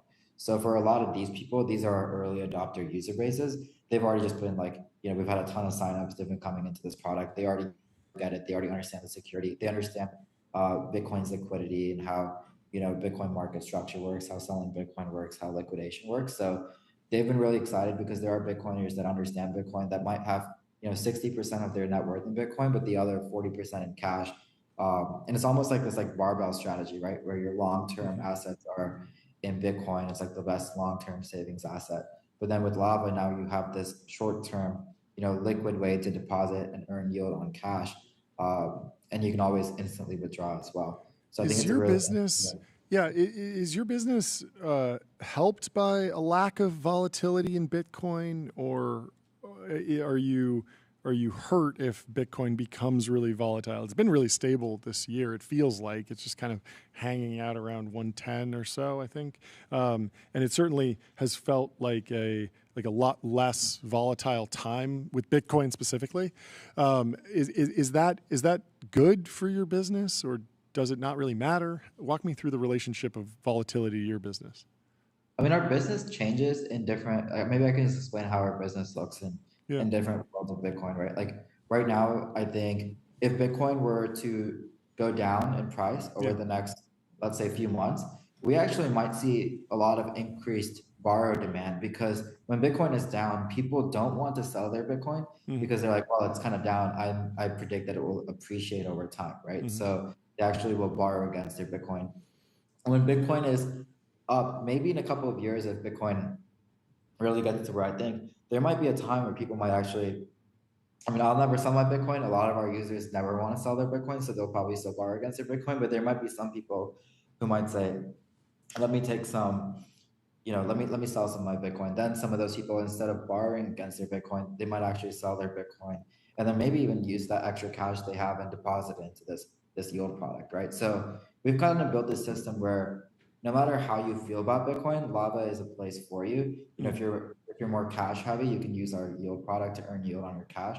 If you're more Bitcoin heavy, you can use Lava to hold your Bitcoin and borrow against it. So that we have, a feature for both views that people have about the world and about Bitcoin. Okay. Anything else, Jordy? How's kind of the growth of the loan book been overall over the last few months? I know last time we talked, it sounded like it was pretty insane. It's been growing exponentially, and I think over the next few months, this next month for us is going to be big. We're making a big loan upgrade as well, and lowering rates. So anyone who borrows against their Bitcoin today will see a substantial decrease in their interest rate this month automatically. So we're about to release a big announcement. Maybe I'll come back on TBPN for that as well. Would love it. But it's been great. I think there's been a lot of people who have borrowed against their Bitcoin to do a lot of things that I didn't expect. Buy houses, buy cars. The home buying use case has been one that I was particularly surprised to see. Yeah. Is there more? Is there a rough way to think about the interest rate and over collateralization requirements? Is there sort of a back of the envelope that you give people who are thinking about onboarding? So I tell people to start their loan with 50% LTV. So if they're borrowing $1 million, put up $2 million of Bitcoin. Yeah. Right. And with Lava, we guarantee you the best rate. So if you come to Lava, you're getting the best rate across any other platform on the market. So sure. Confident on that. One thing is, if you actually really look at the rates on Lava today and kind of consider capital gains tax, to you really have to believe that Bitcoin will just appreciate 5% compounded for it to make more sense for you to borrow against your Bitcoin versus selling your Bitcoin, which I think anyone holding Bitcoin probably believes it's going to appreciate more than 5% or compounded. That makes a ton of sense. Well, congratulations on the progress. Great Thank you so much for stopping by. We'll talk to you soon. Cheers, dude. Have a good rest of your day. Up next, we have Victor from Synthesia, another AI video generation company. First AI company we've ever spoken to. Yeah, it is the first. I've actually seen these ads. The Synthesia is the world's largest AI video platform for the enterprise, and so we'll see how this is all taking shape. Welcome Here we go. to the show, Victor. How are you doing? What's going on?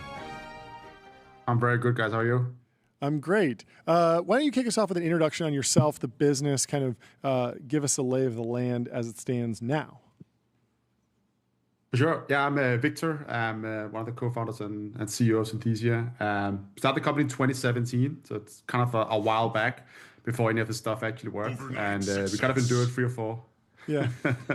We endured 3 or 4 years of pretty painful, just like sitting in the proverbial garage trying to make this stuff work. And in 2020, we were the first company to launch avatars, the technology, right? Which essentially is technology that allows you to create talking head style videos, like you're kind of watching right now, but instead of recording it to camera with a microphone, etc., you simply just type out the script and we generate an AI video of someone saying that, right? Back in 2017, everything kind of started with the idea of like creating Hollywood films on laptops and going much more down the kind of creative route of, just like you can publish and write a book from your bedroom, you should be able to do the same thing with Hollywood films. Yep. Since the founding of the company, and kind of where we are today, we kind of took a fork away from that and essentially went into enterprise knowledge. So what we figured was that... Let's give it up for enterprise knowledge. Thank you for doing it. They tried the big Hollywood, the creative world. They tried to pull you in. You said no. I am loyal to SaaS. I love it. I grew up dreaming about working cross-functionally and making videos for enterprise. Yes, let's go. Hit that gong.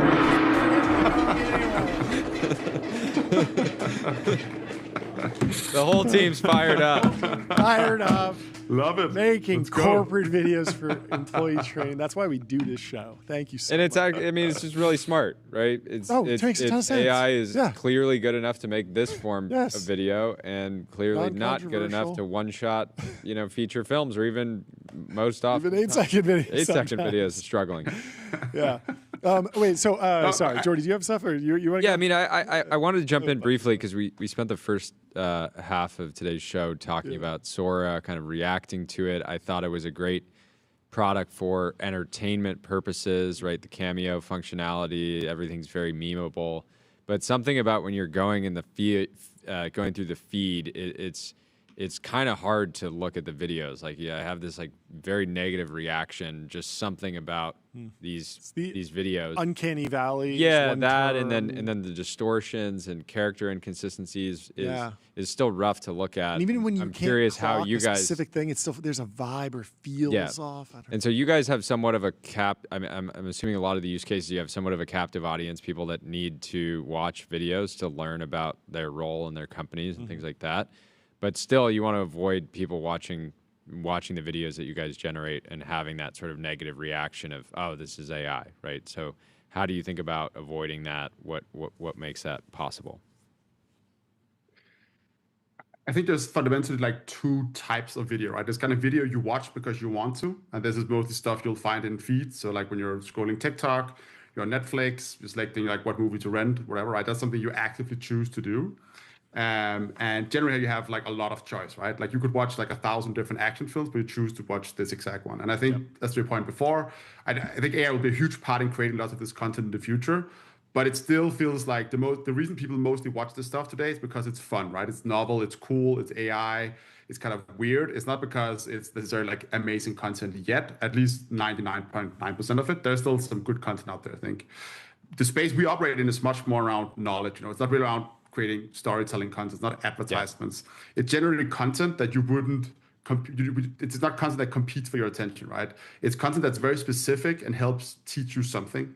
That could be product marketing as a company, right? You want to teach your prospects why your product is better than the competition's.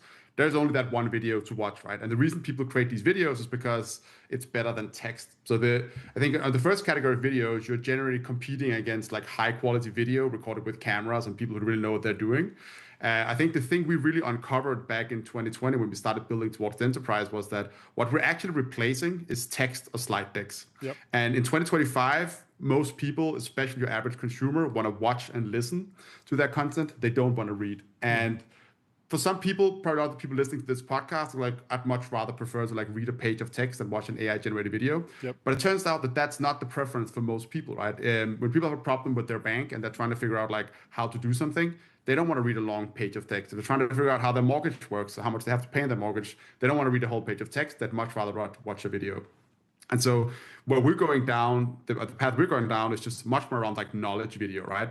It's much more of like replacing text with video than it's about replacing video with AI video. And that's a really, really big difference where I think, when you look at Sora, Runway, a lot of these other models, they're much more competing to actually replace like real video with AI video. And I think that's also a big market. It's super exciting. But we think that there's a much, much bigger market actually in enterprise knowledge and turn that into video. And with that, I should also say, I think, a lot of the talk around AI video is always very much about the models, right? It's the AI hype at the moment is like there's a new model every second week. That's even more impressive than the other one. And that's awesome, right? That's a big component, of course, of making these technologies work. But I think we have this mantra internally called utility over novelty, which really is about like, it's not about cool demos, it's about bringing value to the customer. And when you think about why do you make a video, the actual generation of the pixels is a part of that, but it's a smaller part of a much bigger process, right? So what we've been doing over the last 5 years is really building out a workflow. We help replace the camera with the AI models, but we also give you a kind of a Canva PowerPoint style editor to finalize your video. We enable someone who's a PowerPoint user, not an Adobe user, to make their own video. Collaboration platforms, a content management system. It's a translation platform. We have our own video player that's made to work with AI video. And so for us, it's always been about building for the entire workflow of like someone has an idea or some piece of knowledge that they want to communicate to an end consumer. How do we make that entire process as frictionless as possible, right? And I think what it just turns out is that, yes, the AI models are really important, but there's so many other components of making a product that does this workflow really well, right? I think that's what we're much more focused on at Synthesia. Very cool. And very impressed that you were able to crack 90% of the Fortune 100. It's remarkable. Last question, we'll let you go. Do you see yourself as being a foundation model company and an application layer company over the long term? Or is there a world where you partner with the foundation model companies to let them suck up all the CapEx to generate frontier models? Do you already do that? How do you think about the shape of the business long term? Sure. I mean, we try to be very intentional about like what kind of company we're building. Yeah. And I think every company should be. And I think it's increasingly clear that competing on the foundation model level is very difficult unless you raise a shit ton of money. Yep. You hire extremely expensive people. And I think there's just a game that very few companies can play, right? We still train our own models. I think there's lots of use cases where that still makes sense. For us, it's again, if you work backwards from what are people trying to do with our models, right? It's not just like an 8-second clip, for example. It's not very useful. It's also not very useful that the identity doesn't get preserved across multiple clips. There's a lot of these like asterisks that you don't see when you watch the cool demo videos of these new models that are coming out. But we just started also aggregating other people's models in. So that both means you can just use VO free inside the platform if you want to create content that's outside of what an avatar model can do. We're also beginning to chain these models together in different ways. We create A-roll, B-roll, do lots of cool things with these models, right? But LLMs is a huge part of our platform as well. We have a co-pilot product, help you write the script, put together the design, the visual. So we train models when we think it makes sense and we think that it gives us a competitive advantage. But we've definitely also aggregating the market, and to the extent that we can avoid having to do massive training runs, I think that's the only rational choice to do for a company like us. That makes perfect sense. Well, thank you so much for taking the time to stop by the TBPN. Congratulations on the overnight success. We'll talk to you soon. Have a good one. Thanks, guys. Cheers, Victor. Our next guests are already in the Restream waiting room. We'll bring in William And Dogus from Periodic Labs. I hope I'm pronouncing that correctly. Welcome to the show. Welcome. How are you doing? Hey, good. Thanks for having us. Appreciate it. Fantastic. We have been so excited for this. This feels like the antidote to the timeline today. Yes. So, yeah. There's a lot of negativity about certain AI products. Why don't and you a lot of take positivity us through about Periodic. what you're building? Yeah, I mean, first of all, that's very important technology too. So don't want to pile on the hate over there. Totally. Yeah. Yeah, I mean, we've talked about the good and the bad. The good is that it's very entertaining outputs. There's logical business reasons why you would do it. Clearly, there's demand. Great economic flywheels, and yes, world models for training robotics. Training, who knows? Maybe a robotic surgeon in a decade will be trained on AI video in some way. But anyways, let's talk about you guys. Let's talk about you. Let's quick intros on yourselves and then the company. That'd be great. Hey guys, my name is Dosh. I have a background in using machine learning to study physics. And after my PhD, I joined Google to do deep learning research. And that's where Liam and I met. So that was 8 years ago. Mm-hmm. And at Google, I did some deep learning research, but I continued to do my PhD passion to kind of move all the advances from deep learning into solid state physics. And then in 2020, I actually started a team to just focus on material science because I felt like LLMs were getting really good and we could probably really benefit from porting these advances to the physical R&D. And then I've been doing that until 6 months ago when Liam and I left our jobs and started this company. Amazing. Yeah, and I go by Liam. I have a physics background academically. Spent many years at Google Brain, worked on a mix of generative models, reinforcement learning, and created some of the first trillion parameter neural nets. These are sparse models, really fun collaborations with Jeff Dean, Noam Shazir, and others. Then in late 2022, went to OpenAI, and a group of us took precursor chat products, and we turned that into ChatGPT. Like I've told many people, it was legitimately a low-key research preview. I mean, there's the prior up to that point was there'd been no successful chatbot. Yeah. So there was a poll as to how many people would use this thing, and people were guessing numbers like 10,000, 50,000. Someone's like, oh, maybe 1 million people will use ChatGPT, which we exceeded in like a week. And I mean, reflecting back on that, I think obviously there's good luck, good timing, but also boring things done really well. Like we're really focused on training details, data, evals. There's no novelty to it. Like ultimately, people have been building chatbots for many decades, but just crossed a critical boundary. And so left 6 months ago to start Periodic. What do you think of that Gwern idea of you just need to generate random ideas and look at connections between them to find scientific insight? Do you think there's anything there? Is that directionally correct? Is that a path that people will go down? Are you going down that path at all? I mean, I think it's incredibly promising. Like, I think linking these disparate ideas is really promising. However, unless you actually have experiment in the loop, you're just sort of thinking. Sure. So you can imagine like, hey, here's a really promising thing to try. But as every scientist knows, it's like until you actually take that idea into to try it, to act, you're really no further along to building up a scientific understanding. So for Periodic, that's our opinion, which is we need to have experiment in the loop. That's super key. There's so many different experiments. Are you selecting for a few different environments? Are you going to get a large Hadron Collider or a wet lab? Science is very broad, so have you narrowed it down at all? So one way of thinking about it is, the LLMs today are really good at math and logic. Yeah. So the next obvious frontier is theoretical physics. Sure. And there are different energy scales of theoretical physics, but we wanted to take the part that is very relevant to human life, which is quantum mechanics, Schrödinger's equation. So this affects all the inorganic materials, organic molecules, drugs. So we're starting at the level where we're just designing how atoms come together and how their properties can be utilized in devices. Just start with the simple stuff. Just just drilling in deeper. What does success look like for you guys as a team over the next even I can imagine what success looks like 5 years, 10 years, right? These sort of massive ambition. how do you sort of make immediate progress now that you guys are heavily funded and have the resources to really move on these opportunities? I think you can kind of describe it along technical and commercial goals. From technical goals, the highest level way to describe it is have a system that can intentionally design the world around us.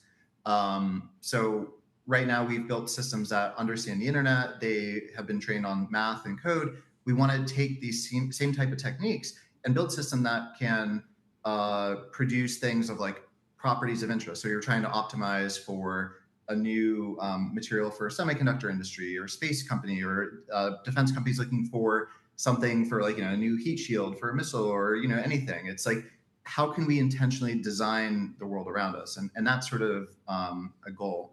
Some of our higher risk goals are around novel discoveries that Doge can talk more about as well. Yeah, so, and even before you get into that, like how, you guys are coming from organizations that were totally okay with years and years and years of just deep research and not worrying about immediate commercial applications. From you guys with the new company, I'm assuming you're open to having much longer kind of commercial timelines and just basically experimenting, right? Some of this stuff is unpredictable. You talked about ChatGPT being a research preview and it turned into a hit product. So yeah, there has to be some, takeaway from that process. I mean, one comment on that is we can basically produce through this technology, through experimental data, a foundational understanding of physics, of chemistry, of atoms, just the world around us. And you can sit at different levels of abstraction. Some levels might be more kind of like scientific like exploration, and others might be more towards advanced engineering, advanced manufacturing, engineering. And we're going to have both pieces as part of periodic. So the labs allow us to produce deeper understanding of different like physics, chemistry, material science systems. And our guidance there is like, are we able to produce new discoveries? Are we able to advance science? But however, that data also gives us a better foundation when we're actually working with customers.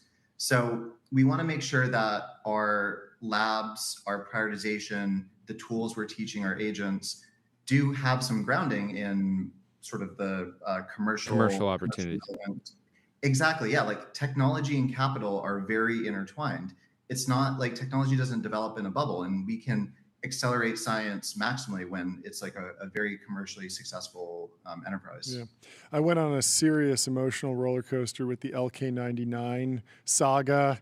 And then there was a proposed breakthrough in superconductors, room temperature superconductors. It was very excited on the internet for a few days. Then it was found not to be such a breakthrough. And then I kind of fell out of that news cycle and stopped tracking it. Get me up to speed on where we are on superconductors. What's at stake if we can have a breakthrough there? Is that something you're interested in working on? Do you think that this is actually even a tractable problem that you can make any sort of prediction about where we are in terms of progress there? I'm super interested in that. Yeah, we're very excited about superconductors, and being able to discover a novel, exciting superconductor requires us to do well on many dimensions of physical sciences, which we're very excited about. So one of these is being able to synthesize materials reliably, being able to characterize materials reliably, being able to predict their properties, design their kind of defects. And for us, it's also a very important scientific goal. So currently the highest TC superconductor at ambient pressure is about 135 Kelvin. Mm-hmm. And under pressure, you can make it a lot higher temperature, but then it's not very practical because you can't really apply that kind of pressure. Yep. And it's very interesting to wonder, can we bring that up to 200 Kelvin, for example? Mm-hmm. And if we can, even before it impacts products, I think it teaches us a lot about the universe, because it's a very large macro scale quantum property. So, we have real good characterization tools in the lab, and that, immediately prevents us from an issue like LK99 because we can actually measure its properties at different temperatures. And for us, the LLM being able to use the characterization tools and infer the relevant physical insights is crucial. So we're teaching our LLM agents the ability to synthesize, the ability to characterize, the ability to hypothesize the next step. So it'll be really exciting, I think. And lab is part of this is so key, right? It's the lab is providing our grading function. Yeah. So again, like that keeps us grounded. That makes sure, and it's sort of a very interesting objective to put a lot of optimization pressure against. Yeah. What have you stack ranked the impact of room temperature superconductors or even higher temperature superconductors in terms of the impact? I remember people talking about quantum computing, but then I also saw a demo of just some like hoverboards and like skateboards that were using magnets and superconductors to kind of, or super cooled magnets to kind of like float. Where do you think the impact would be if we get a breakthrough there in the next couple of years? I mean, the impact is huge. Like whenever you think about a futuristic technology like fusion, low loss, energy transmission, quantum computing, as you said, and even when you talk to chip companies, like think about the chip design of 10 years from today. Yeah, superconductors always come up because it's such a important quantum mechanical property, but at the same time, it's just very easy to understand. It lowers your resistance to a point where losses are very low. Yep. So for us, it's probably one of the most impactful things we can do on the solid-state physics side.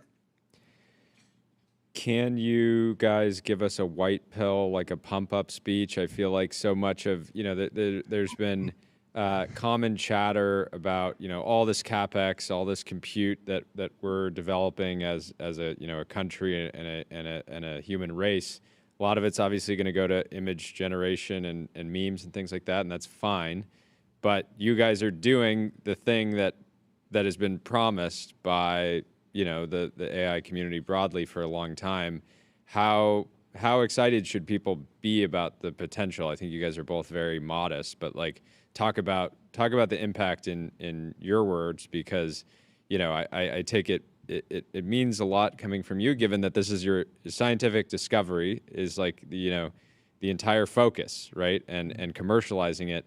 Versus, labs historically that are maybe working on some of the same stuff, but they're also working on a million other things, right? They're also they could be working on code gen, they could be working on, new versions of search, et cetera. But this is your guys' whole thing. So I'd like to hear, just that optimistic vision of what's possible. I mean, ultimately, science is unbounded. That's one of the biggest drivers of progress for humanity. It's not like we optimize and we can now match the performance of a human on some task. You're just creating new technology, new abundance by being able to kind of control the physical world around you. And we think that the technology is at that stage where we've seen incredible things on models from mathematical reasoning, code reasoning, also the ability of some of these agents to start doing like real valuable work. But the world around us still kind of like largely looks the same. It's like not really moving too quickly.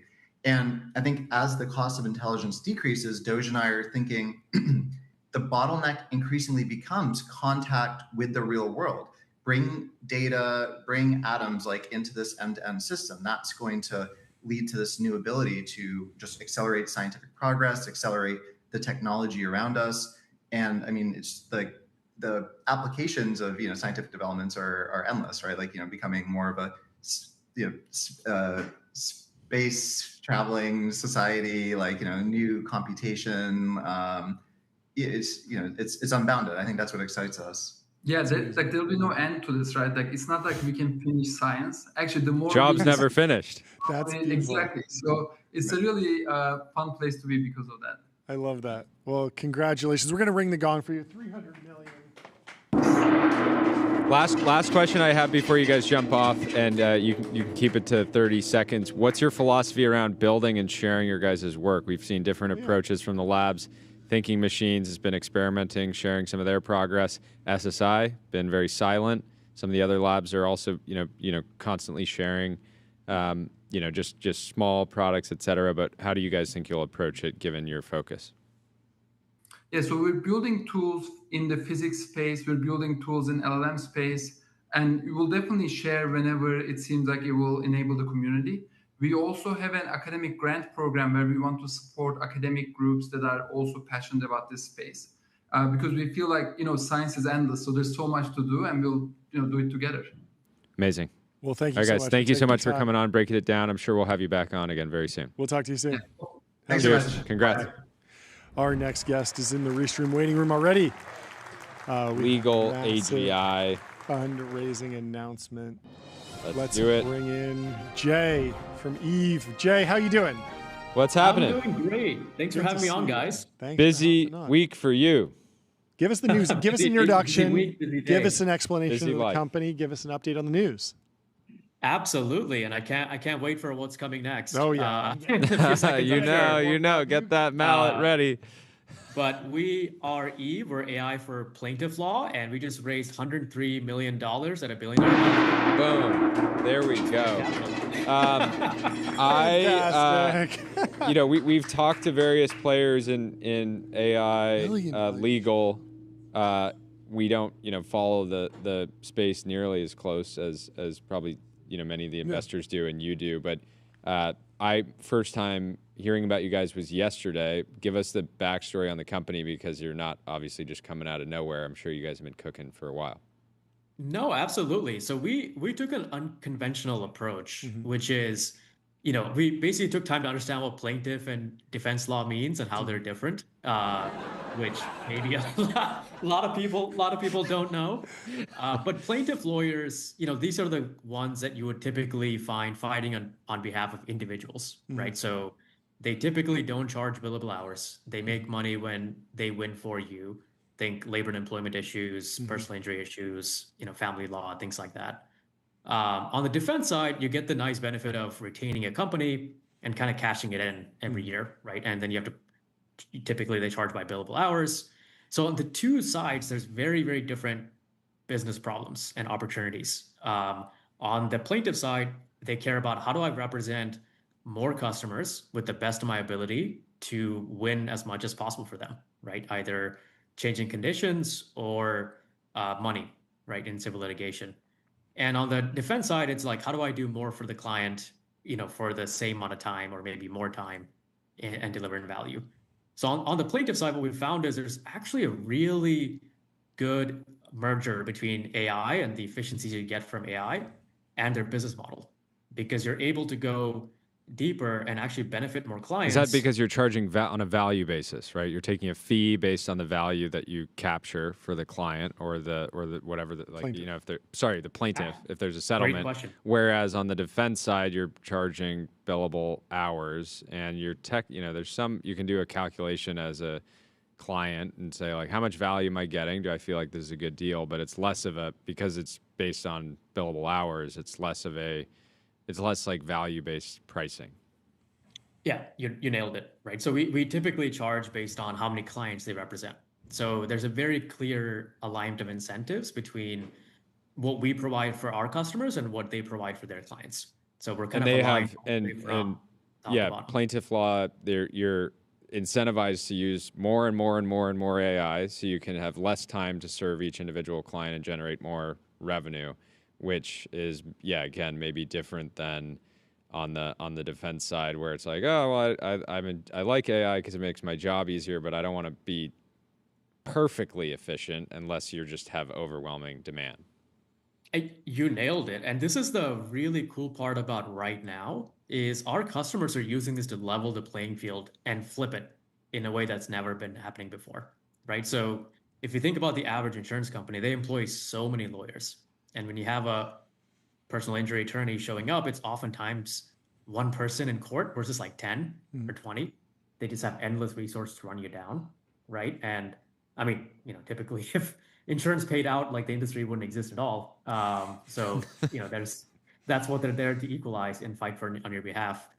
And what people are doing with Eve is actually using it to now act as though they have $1 million attorney backing every single step of the way from intake to resolution of anyone, right? So now you can actually do all these complicated legal workflows specific to plaintiff law, and we go deeper into these workflows than really any other tool can, and deliver that to the high level of bar that you would want it to have as a client, right? You don't want, as a client, to worry about how many cases are they working on, do they have time to spend on me? and the law firm has the same problem. How far away are we from just AI on AI, just violence in every case? It feels sorry, like I'll let you answer, but I've heard a story like 10 years ago about a law firm that set up a automated system just using not AI, just normal software to run through the line items that they were billing their client on the corporate side and detect what the client would say, hey, we're not paying for that. We're not paying for your 2-hour lunch. So don't write that in. And so anyone who was writing their billable hours would know that it got flagged. They'll take it out. And then the other party got software as well to detect what was going to be, maybe debatable in the billing. And so they did have this like software on software fight in legal specifically, but just at the billing level. But now we're going one layer up. But I'd love to hear your answer on how it all plays out. This is actually a really interesting question, and one we're seeing play out live is, again, the value alignment incentives. So on the plaintiff side, people are using it, and they're coming up with tactics because they know the other side has to bill hours. Yeah. Right. And the other side doesn't want to really reduce the hours quite yet. So what's happening is, one of the common ways defense slows you down is they kind of start discovery requests and responses. These sometimes take up 40 hours for plaintiff law firms to go fill out. And our customers using Eve are able to come back and return back right away, right? And then the other side is like, what what is this? What's going on? And they want to spend the time to respond. And that's actually raising the settlement value of firms because you're basically eating into what the lawyers would be charging their clients right on the other side. What are some of the downstream impacts of what you're building? Assume that you can get to 50%, or some meaningful double-digit percent of plaintiff law firms using Eve or comparable software, if there is a comparison. What are is that going to impact the insurance industry? Like, are they going to have to, if every plaintiff has this super lawyer, what are kind of downstream effects? Great question. There's a few different downstream effects I foresee happening, and we're seeing a little bit of this already. So for example, let's take labor and employment, right? So think you get fired, harassed, et cetera, you're getting representation. In this industry, typically a lawyer would want to see at least $5,000 in fee before even representing you. Because again, they're doing it for free until they win. So they're baking that into how they think about it. And what we're seeing with Eve is actually a lot more pro bono cases, or them going down the value chain to take on cases they otherwise would never have, right? And now let's hear for more lawsuits. We're getting more lawsuits. Wait, yeah. So are lawsuits going to go exponential, or are we going to see exponential? I mean, this would be very American if we used AI to just 10x the amount of lawsuits annually. But it feels like great question. What's interesting, and maybe most people don't know this, is very few cases actually get to a lawsuit perspective. Yep. Right. So in personal injury, about 70% or so of cases actually get resolved before like at the demand letter stage. Exactly. Totally. They would get resolved demand letter stage or some form of mediation before. It might even just be like, hey, like you didn't pay this invoice. But we both know that this could turn into a lawsuit very quickly with AI. So we're just going to settle quicker, and we're going to get to like the median outcome where both people are happy. And that's exactly right. Because once a lawsuit starts, $700 an hour. They're counting hours. It's arbitration, right? Arbitration essentially is like what's maybe the long-term result of a lot of like these AIs battling it out. What's give us some numbers? You raised it $1 billion, so things are seemingly pretty good. But what kind of traction have you been seeing so far? How many times have you been sued? one of the interesting bits is usage as well.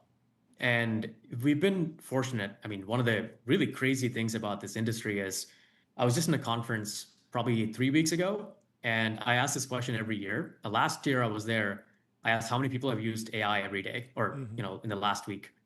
10 people out of 200 raised their hand. This time around, personal injury attorneys, 90% of them raise their hands. Wow. Right? Yep. So the amount of awareness and traction it's seeing is crazy. But what they've always been scared about is like, how do I use it? And this is kind of the problem we're solving, right? Because if you're just using ChatGPT or Gemini or whatever, you're spending a lot of time fixing things at the end, and that's not good enough for lawyers. They lose trust very quickly. So we had to go. Yeah, really if you have an deep associate that just constantly makes every single time they make, one or two mistakes, those associates don't, eventually they get churned out, they get let go, right? So you want to hold the AI to a higher bar. Yeah.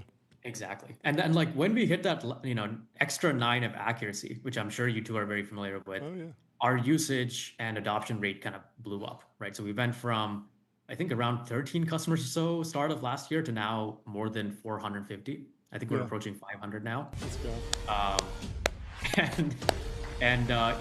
Dollar signs are increasing very rapidly as well, which helps us invest even more behind R&D, which I'm super excited about. The Cognition team just rewrote all of Devin on the back of Claude 4.5.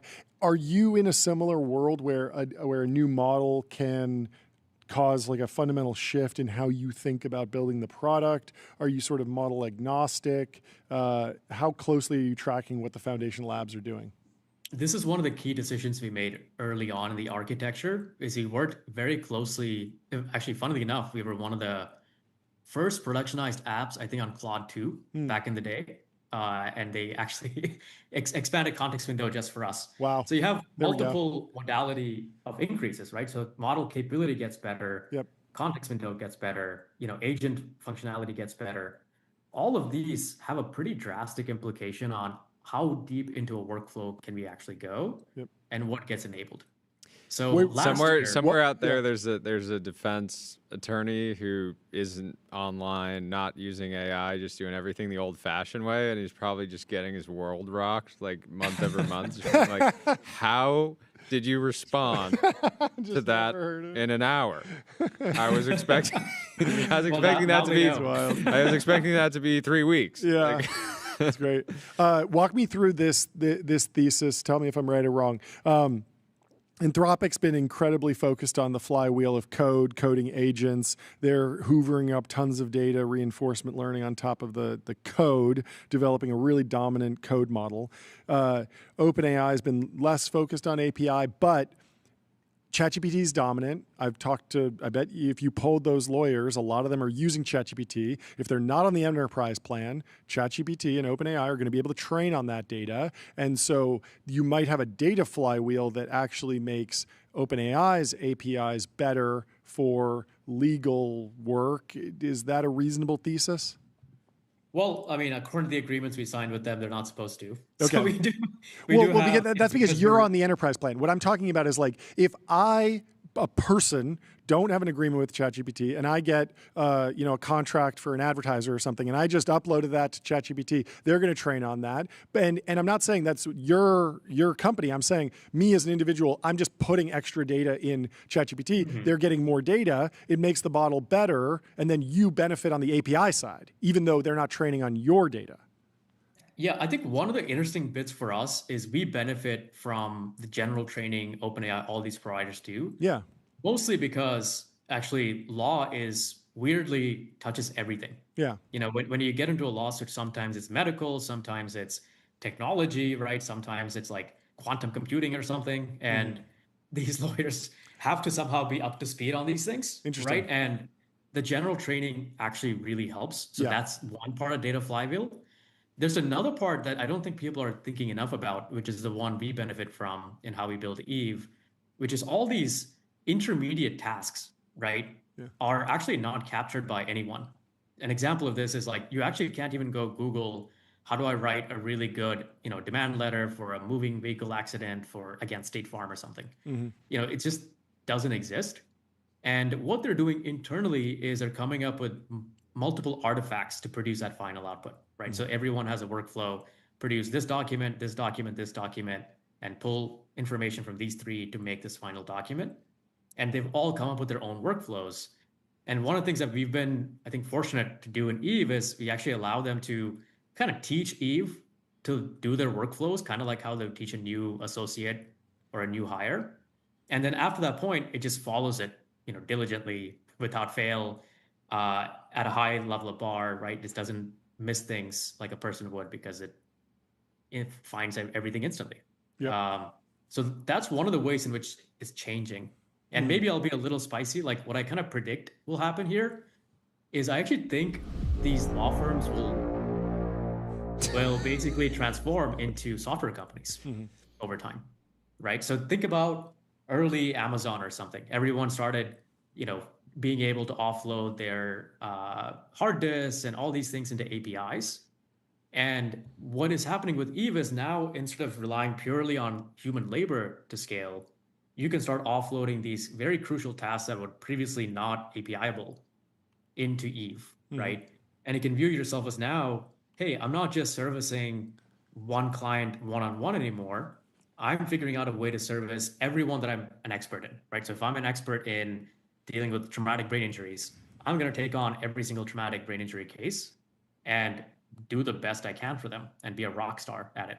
And this is like the main benefit that software companies benefit from. They've consolidated their R&D efforts to make a really good product and sell it at, incrementally lower additional costs for a net new customer. I think it's super exciting. I think the best lawyers are your friends. They're expensive friends, right? But they help you. They're there to think through problems, and I think that's just going to continue to be. I think that's going to continue to be valuable for a long time, especially for the market that's paying for legal services today. But they're going to be able to be a one person. You're going to have a one-person, $100 million revenue, plaintiff law firm, I imagine, right? Because you just have this massive efficiency, and one person who's just great at, the doctor's, bedside manners, basically, like guiding somebody through a potentially challenging part of their life. So, super bullish on what you're building. Congratulations. And thanks for breaking it down for us. Got to come on anytime there's stuff in law. This was a fun conversation. We'll talk to you soon. Thank you so much. Appreciate it, guys. Cheers, Jay. Have a great one.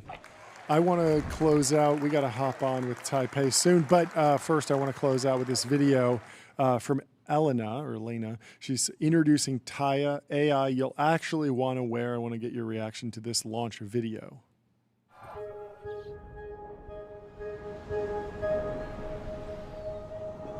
Another AI wearable. They said it couldn't be done. Jewelry. We worry so much about tomorrow.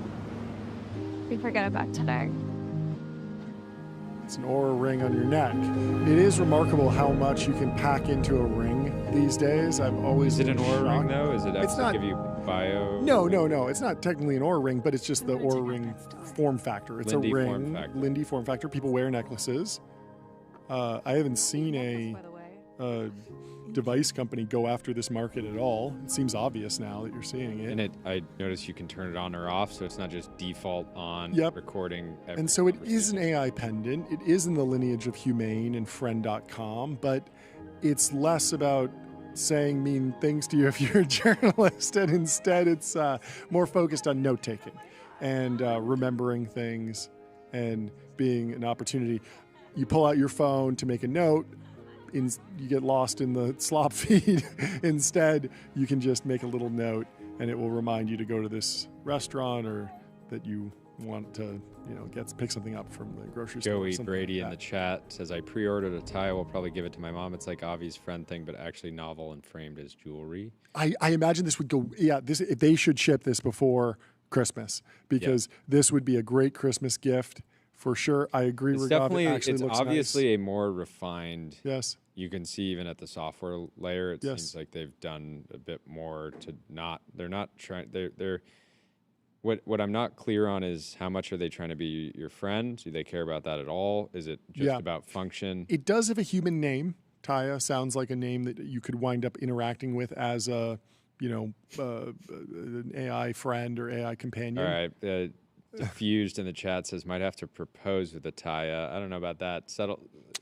I think maybe the non-IoT device might be Lindy, but I mean it's cool. I think we've seen so many shots on goal with the AI devices, and it's good to see another one. We should work on our own an AI device that's a full-size, life-size horse statue. It just has an entire H100 rack inside of it. You need a It does- forklift to bring it around. It can inference GPT-5 locally. Horse cam's looking great. Look how massive this thing is. I was gonna say, what about Jordy? What about a smart cigar that you smoke to the filter, and as you smoke it, it gets less and less compute. I love this horse so much. This I can't wait for the literal unboxing of the horse. We need to make more videos about this. uncrating. In other news, Elon is building Grokpedia with XAI. He says it'll be a massive improvement over Wikipedia. People have been going back and forth on how valuable Wikipedia is. I think the founder of Wikipedia was not a fan of it anymore. Kind of the creation, sort of a Frankenstein's monster situation, I suppose. Well, I have a little white pill to end the show. Let's end on a positive note. Gwart says, doesn't matter who you are or where you come from, crypto provides the opportunity for anyone in the world to make it. It's true. And of course, Forbes reported yesterday that Barron Trump is worth $150 million and has made an estimated $80 million from token sales, with an additional $2.3 billion in locked up tokens. So he has been busy. Just get him on the show. Open it. You remember when people got mad that Hunter was selling his paintings for maybe more than they were worth, or being on a board here or there? He's so much more efficient to remove the paintings he's, and just he's, do tokens. Hunter Biden's got to be It's way more pissed efficient. that he didn't get into cryptocurrency.